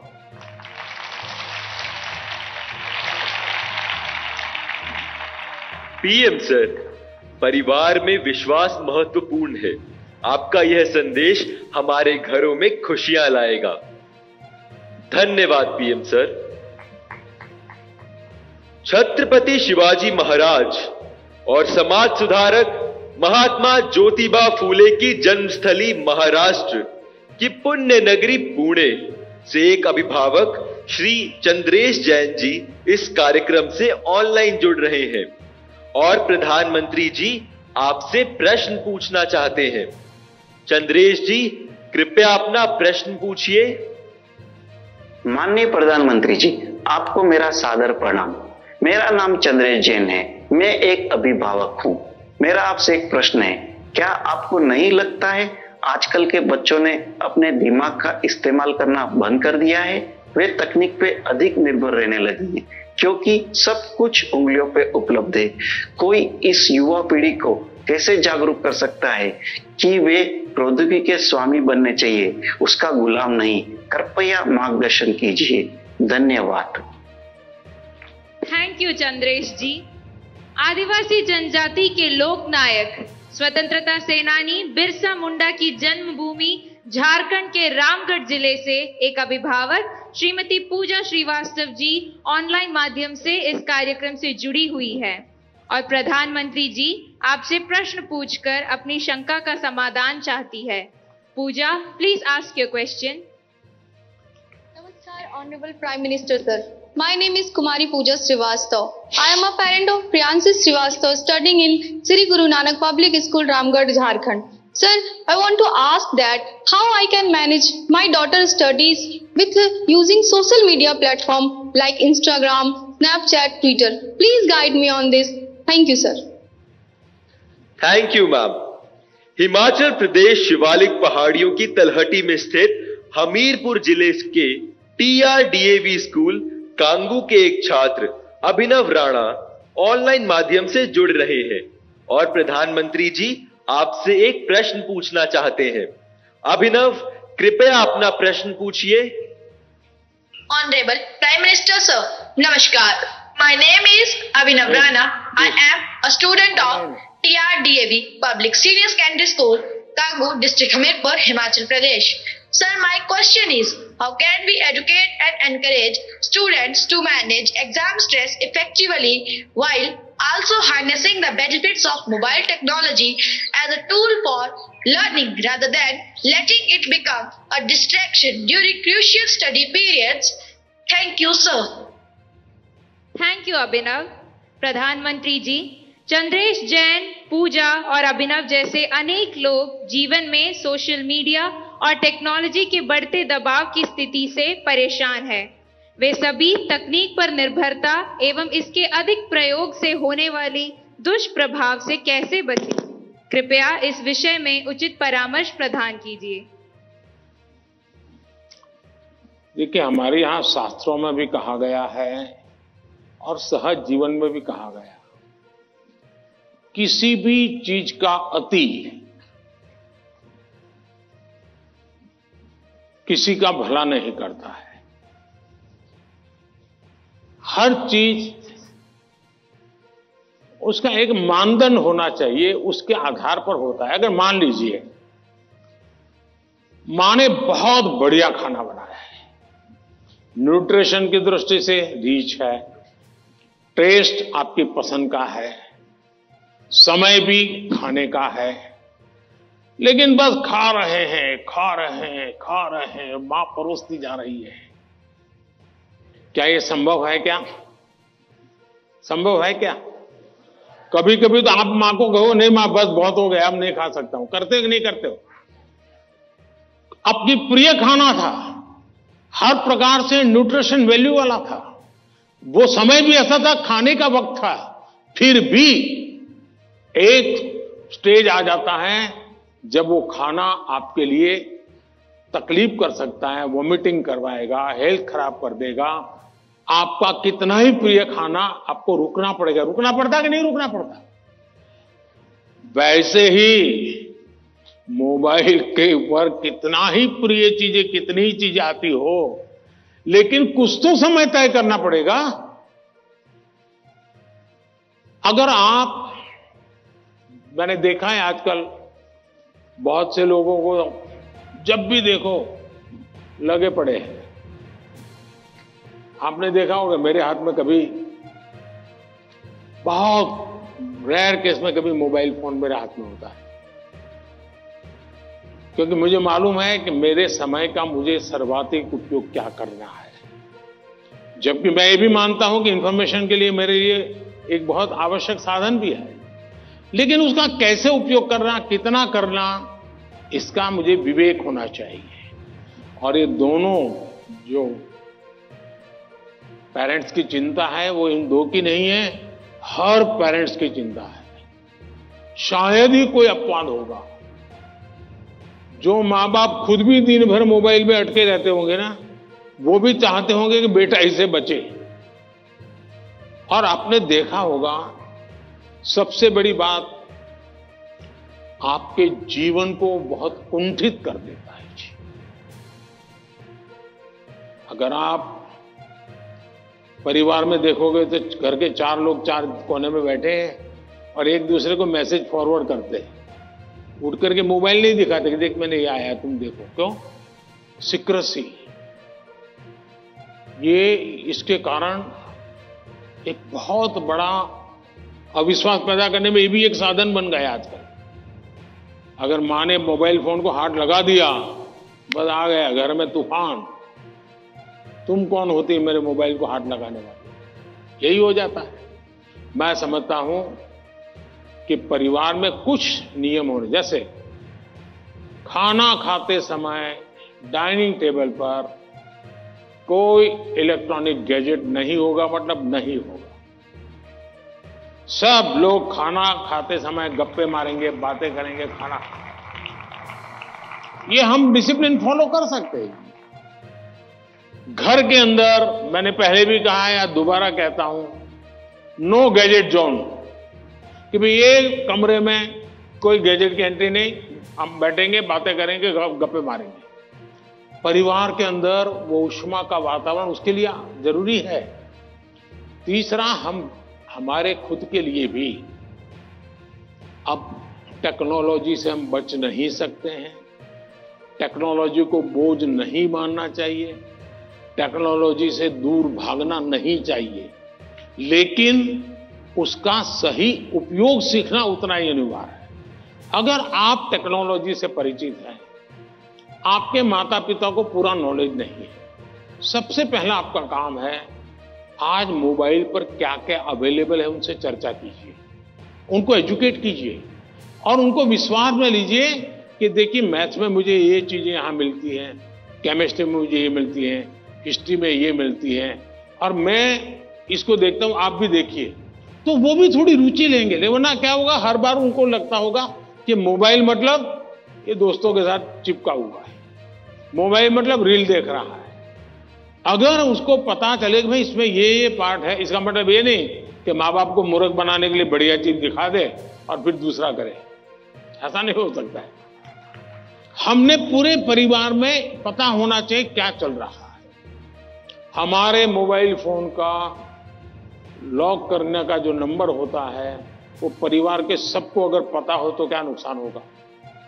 परिवार के हर सदस्य को हर एक मोबाइल का अगर इतनी ट्रांसपेरेंसी आ जाए, आप काफी बुराइयों से बच जाएंगे, काफी बुराइयों से बच जाएंगे। कि भाई हर किसी को हर एक भले मोबाइल अलग होगा, लेकिन उसका जो कोड वर्ड है उसको मालूम है, तो ये भला हो जाएगा। दूसरा, आप भी अपना स्क्रीन टाइम को मॉनिटर करने वाले जो एप्स होते हैं उसको डाउनलोड करके रखिए। वो बताएगा भाई आपका स्क्रीन टाइम आज इतना हो गया, आपने यहाँ इतना टाइम गंवाया है, आपने इतना टाइम, वो आप स्क्रीन पर ही आपको मैसेज देता है, वो आपको अलर्ट देता है। जितने ज्यादा ऐसे अलर्ट के टूल्स हैं, हमने अपने गैजेट्स के साथ जोड़ के रखना चाहिए ताकि हमें भी पता चले, हाँ यार ज्यादा हो गया, अब मुझे रुकना चाहिए। कम से कम वो हमें अलर्ट करता है। एट द सेम टाइम उसकी पॉजिटिव उपयोग कैसे कर सकते हैं। अगर मान लीजिए मैं कुछ लिख रहा हूं, लेकिन मुझे एक अच्छा शब्द मिल नहीं रहा है, तो मैं डिक्शनरी की मुझे जरूरत है, मैं डिजिटल व्यवस्था का उपयोग करके उसका लाभ ले सकता हूं। मान लीजिए कि मैं कर रहा हूं और मुझे कोई अरिथमेटिक का सूत्र ध्यान नहीं आता है, चलिए मैंने डिजिटल चीज का सपोर्ट सिस्टम ले लिया, पूछ लिया उसको, क्या हुआ, फायदा होगा। लेकिन अगर मैं जानता ही नहीं हूं कि मेरे मोबाइल में क्या ताकत है, तो मैं क्या उपयोग करूंगा। और इसलिए मुझे तो लगता है कि कभी कभी क्लासरूम में भी मोबाइल के पॉजिटिव पहलू क्या क्या है, पॉजिटिवली उपयोग आने वाली कौन सी चीजें हैं, कभी 10-15 मिनट क्लासरूम में चर्चा करनी चाहिए। कोई स्टूडेंट अपने अनुभव बताएगा कि मैंने उस वेबसाइट को देखा, हमारे स्टूडेंट्स के लिए अच्छी वेबसाइट, मैंने उस वेबसाइट को देखा, फलाने सब्जेक्ट के लिए वहां अच्छी लर्निंग मिलती है, अच्छे लेसन्स मिलते हैं। मान लीजिए टूर जा रही है कहीं पर, टूर प्रोग्राम हमारे पास है और बच्चे जा रहे हैं कि चलो भाई हम जैसलमेर जा रहे हैं, सबको कहा जाए जरा ऑनलाइन जाओ भाई, जैसलमेर का पूरा प्रोजेक्ट रिपोर्ट बनाओ, तो उसका पॉजिटिव उपयोग करने की आदत डालनी चाहिए। उसको लगना चाहिए कि तुम्हारी मदद में बहुत सी सारी व्यवस्थाएं उपलब्ध हैं, तुम इसका उपयोग करो।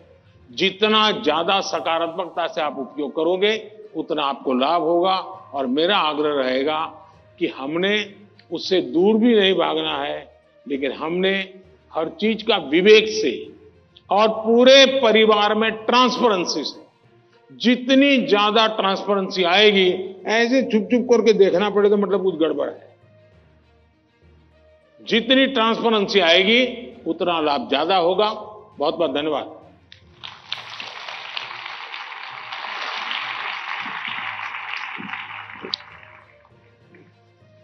पीएम सर, सफलता के लिए जीवन में संतुलन बहुत महत्वपूर्ण है। यह मंत्र हमें सही राह पर अग्रसर करेगा। धन्यवाद। महाकवि सुब्रमण्यम भारती की जन्मभूमि तमिलनाडु की राजधानी चेन्नई के मॉडर्न सीनियर सेकेंडरी स्कूल के छात्र एम वागेश ऑनलाइन माध्यम से जुड़े हैं और प्रधानमंत्री जी आपसे प्रश्न पूछना चाहते हैं। M Vagesh, please ask your question. Honorable Prime Minister Sir, Namaste. My name is M. Vagesh. I am student of Modern Senior Secondary School, Nanganallur, Chennai. My question is, how do you handle stress and pressure in the super strong position as a Prime Minister? What is your key factor of controlling stress? Thank you. आप भी बनना चाहते हैं क्या? तैयारी कर रहे हो क्या? धन्यवाद एम वागेश।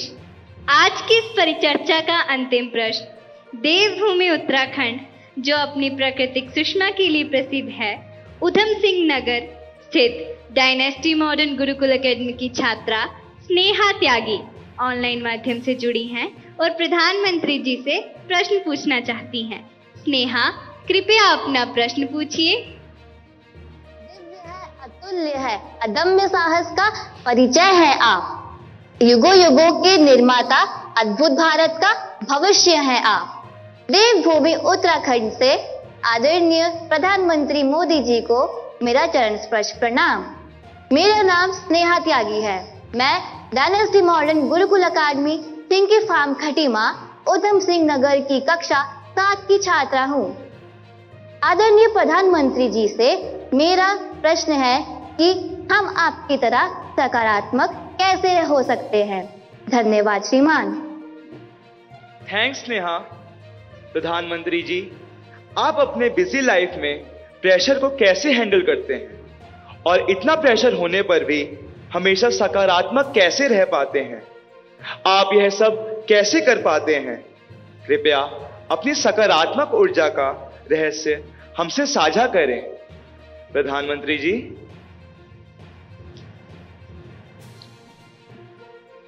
इसके कई जवाब हो सकते हैं। एक तो मुझे अच्छा लगा कि आपको पता है कि प्रधानमंत्री को कितना प्रेशर झेलना पड़ता है।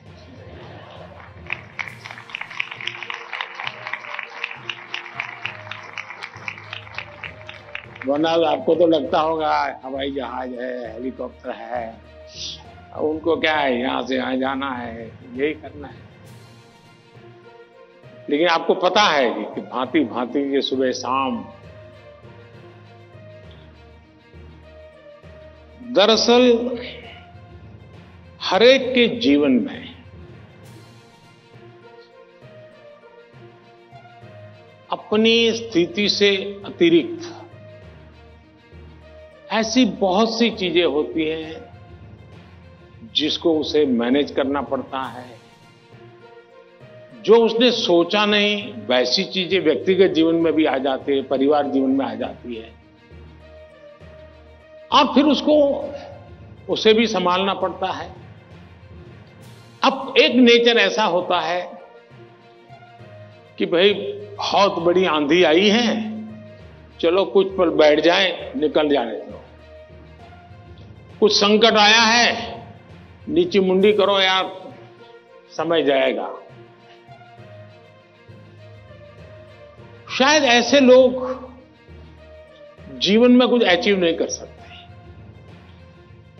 मेरी प्रकृति है और जो मुझे काफी उपकारक लगी है।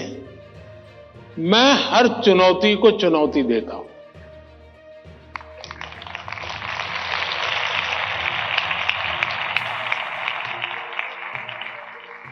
चुनौती जाएगी, स्थितियां सुधर जाएगी, इसकी प्रतीक्षा करते हुए मैं सोया नहीं रहता और उसके कारण मुझे नया नया सीखने को मिलता है।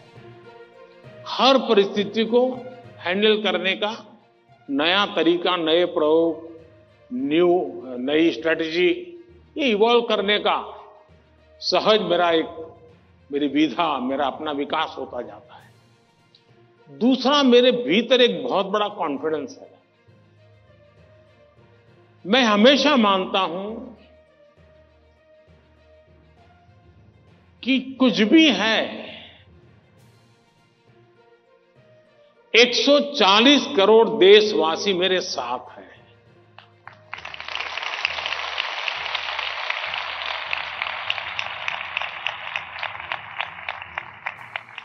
अगर 100 मिलियन चुनौतियां हैं तो बिलियंस ऑफ बिलियन समाधान भी है। मुझे कभी नहीं लगता है कि मैं अकेला हूं। मुझे कभी नहीं लगता है कि मुझे करना है। मुझे हमेशा पता होता है मेरा देश सामर्थ्यवान है, मेरे देश के लोग सामर्थ्यवान है, मेरे देश के लोगों का मस्तिष्क सामर्थ्यवान है। हम हर चुनौती को पार कर जाएंगे। ये मूलभूत मेरे भीतर मेरा सोचने का पिंड है और इसके कारण मुझे कभी नहीं लगता यार मुझ पर आया क्या करूंगा। मुझे लगता है नहीं, 140 करोड़ लोग हैं, संभल जाएंगे, ठीक है, आगे मुझे रहना पड़ेगा और गलत हुआ तो गाली मुझे खानी पड़ेगी, लेकिन मेरे देश का सामर्थ्य, और इसलिए मैं अपनी शक्ति देश के सामर्थ्य को बढ़ाने में लगा रहा हूं। और जितना ज्यादा मैं मेरे देशवासियों का सामर्थ्य बढ़ाता जाऊंगा, चुनौतियों को चुनौती देने की ताकत हमारी और बढ़ती जाएगी।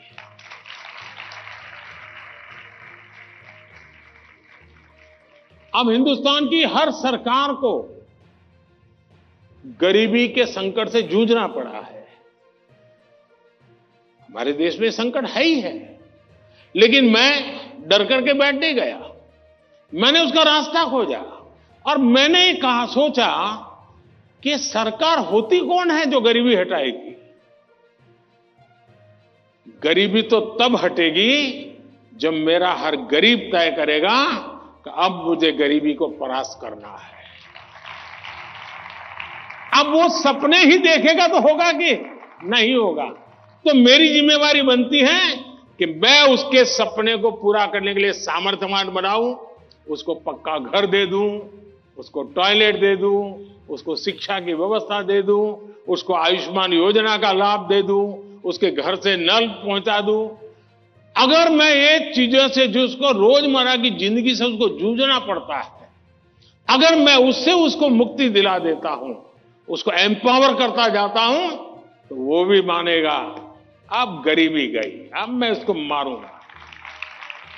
और आप देखिए, इस मेरे 10 साल के कार्यकाल में देश में 25 करोड़ लोग गरीबी से बाहर आए हैं।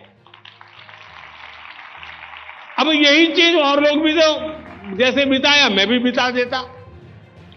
और इसलिए मेरी कोशिश रहती है कि हम देश की शक्ति पर, देश के संसाधनों पर भरोसा करें। जब हम इन सारी चीजों को देखते हैं तो कभी हम अपने आप को अकेला महसूस नहीं करते कि मैं क्या करूं, मैं कैसे करूं, अरे मैं तो एक चाय बेचने वाला इंसान, क्या करूंगा, ऐसे नहीं सोच सकता हूं।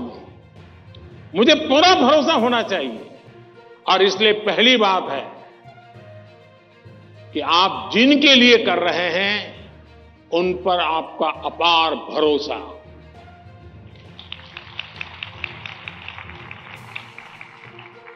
दूसरा, आपके पास निरक्षीर का विवेक चाहिए। कौन सा सही है, कौन सा गलत है, कौन सा आज जरूरी है, कौन सा अभी नहीं, बाद में देखेंगे। आप प्रायोरिटी तय करने का सामर्थ्य चाहिए। वो अनुभव से आता है, हर चीज को एनालाइज करने से आता है। मैं दूसरा प्रयास ये करता हूं। तीसरा, मैं गलती भी हो जाए तो ये मान के चलता हूं कि ये मेरे लिए लेसन है। मैं इसको निराशा का कारण नहीं मानता। अब आप देखिए, कोविड का संकट कितना भयंकर था। मामूली चुनौती थी क्या? पूरी दुनिया फंसी पड़ी थी। अब मेरे लिए भी था कि क्या करो भाई, मैं कह दूं अब क्या करे, तो भाई वैश्विक बीमारी है, दुनिया भर में ऐसा ही है, सब अपना अपना संभाल लो। मैंने ऐसा नहीं किया। रोज टीवी पे आया, रोज देशवासियों से बात की, कभी ताली बजाने के लिए कहा, कभी थाली बजाने के लिए कहा, कभी दिया जलाने के लिए कहा। वो एक्ट कोरोना को खत्म नहीं करता है, लेकिन वो एक्ट कोरोना के खिलाफ लड़ाई लड़ने की एक सामूहिक शक्ति को जन्म देता है। सामूहिक शक्ति को उभारना। अब देखिए, पहले भी खेल के मैदान में हमारे लोग जाते थे, कभी कोई जीत के आता था, कोई जीत के नहीं आता था। जाने वाले को पूछता नहीं था, आने वाले को पूछता नहीं था। मैंने कहा भले 3 मेडल के जीतते आएंगे, लेकिन मैं उसके ढोल पीटूंगा। तो धीरे धीरे करके 107 मेडल लेने का सामर्थ्य उन्हीं बच्चों में से निकला। सामर्थ्य तो था। सही दिशा, सही रणनीति, सही नेतृत्व परिणाम लाता है। जिसके पास सामर्थ्य है, उसका सही उपयोग करना चाहिए। और मेरा तो गवर्नेंस का एक सिद्धांत रहा है कि अच्छी सरकार चलाने के लिए, इन समस्याओं के समाधान के लिए भी आपको नीचे से ऊपर की तरफ सही जानकारी आनी चाहिए, परफेक्ट इंफॉर्मेशन आनी चाहिए, और ऊपर से नीचे की तरफ परफेक्ट गाइडेंस जाना चाहिए। अगर ये 2 वे चैनल परफेक्ट रही, उसका कम्युनिकेशन, उसकी व्यवस्थाएं, उसके प्रोटोकॉल उसको ठीक से किया, तो आप चीजों को संभाल सकते हैं। कोरोना एक बहुत बड़ा उदाहरण है।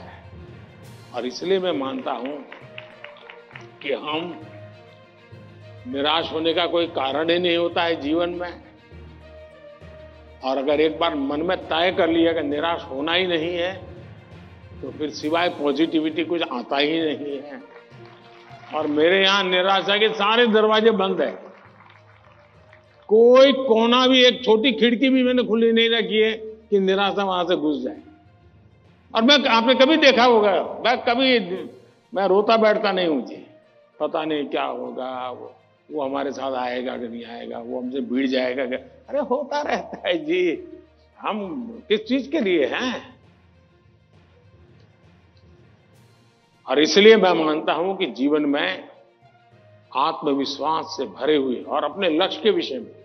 और दूसरी बात है, जब कोई निजी स्वार्थ नहीं होता है, खुद के लिए कुछ करना तय होता है, तो निर्णयों में कभी भी दुविधा पैदा नहीं होती है। और वो एक बहुत बड़ी अमानत मेरे पास है।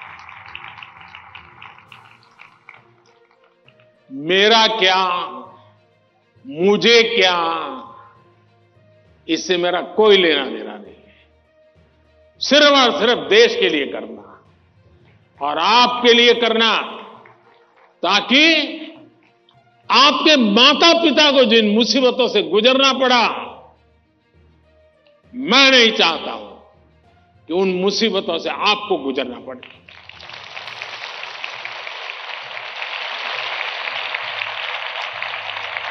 हमें ऐसा देश बना करके देना है दोस्तों, ताकि आपके भावी पीढ़ी को भी, आपके संतानों को भी लगे कि हम ऐसे देश के अंदर और पूरी तरह खिल सकते हैं, अपना सामर्थ्य दिखा सकते हैं। और ये हमारा सामूहिक संकल्प होना चाहिए। ये हमारा सामूहिक रिजॉल्व होना चाहिए और परिणाम मिलता है।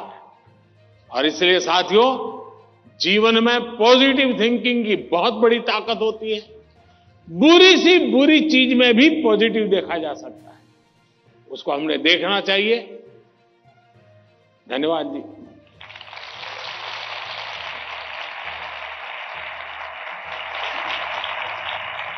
पीएम सर, आपने अत्यंत सरलता और सरसता से हमारे सभी प्रश्नों का समाधान कर दिया। हम, हमारे अभिभावक और शिक्षक सदा आपके कृतज्ञ रहेंगे। हम सदा एग्जाम वॉरियर रहेंगे, वरियर नहीं। धन्यवाद माननीय प्रधानमंत्री जी। हो गए सारे सवाल। कुछ परिंदे उड़ रहे हैं आंधियों के सामने, कुछ परिंदे उड़ रहे हैं आंधियों के सामने, उनमें ताकत है सही और हौसला होगा जरूर। इस तरह नित बढ़ते रहे तो देखना तुम एक दिन, तय समंदर तक कम फासला होगा जरूर, तय समंदर तक कम फासला होगा जरूर। आप लोगों ने देखा होगा कि ये बच्चे भी जिस प्रकार से एंकरिंग कर रहे हैं, आप भी अपनी स्कूल कॉलेज में सब कर सकते हैं, तो उनसे जरूर सीखिएगा।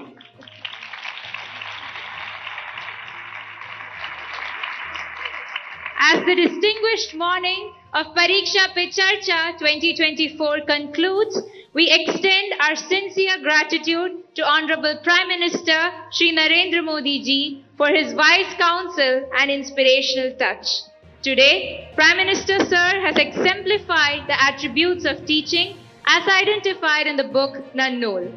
His suggestions have resonated and ignited the spirits of myriad of students, teachers and parents across our nation. Thank you once again, PM Sir. चलिए साथियों, आप सबका भी बहुत बहुत धन्यवाद और मैं आशा करता हूं कि आप इसी उमंग उत्साह के साथ आपके परिवार को भी विश्वास देंगे, खुद भी आत्मविश्वास से भरे हुए और अच्छे परिणाम और जीवन में जो चाहा है उसके लिए जीने की आदत बनेगी और आप जो चाहते हैं वो परिणाम आपको प्राप्त होगा।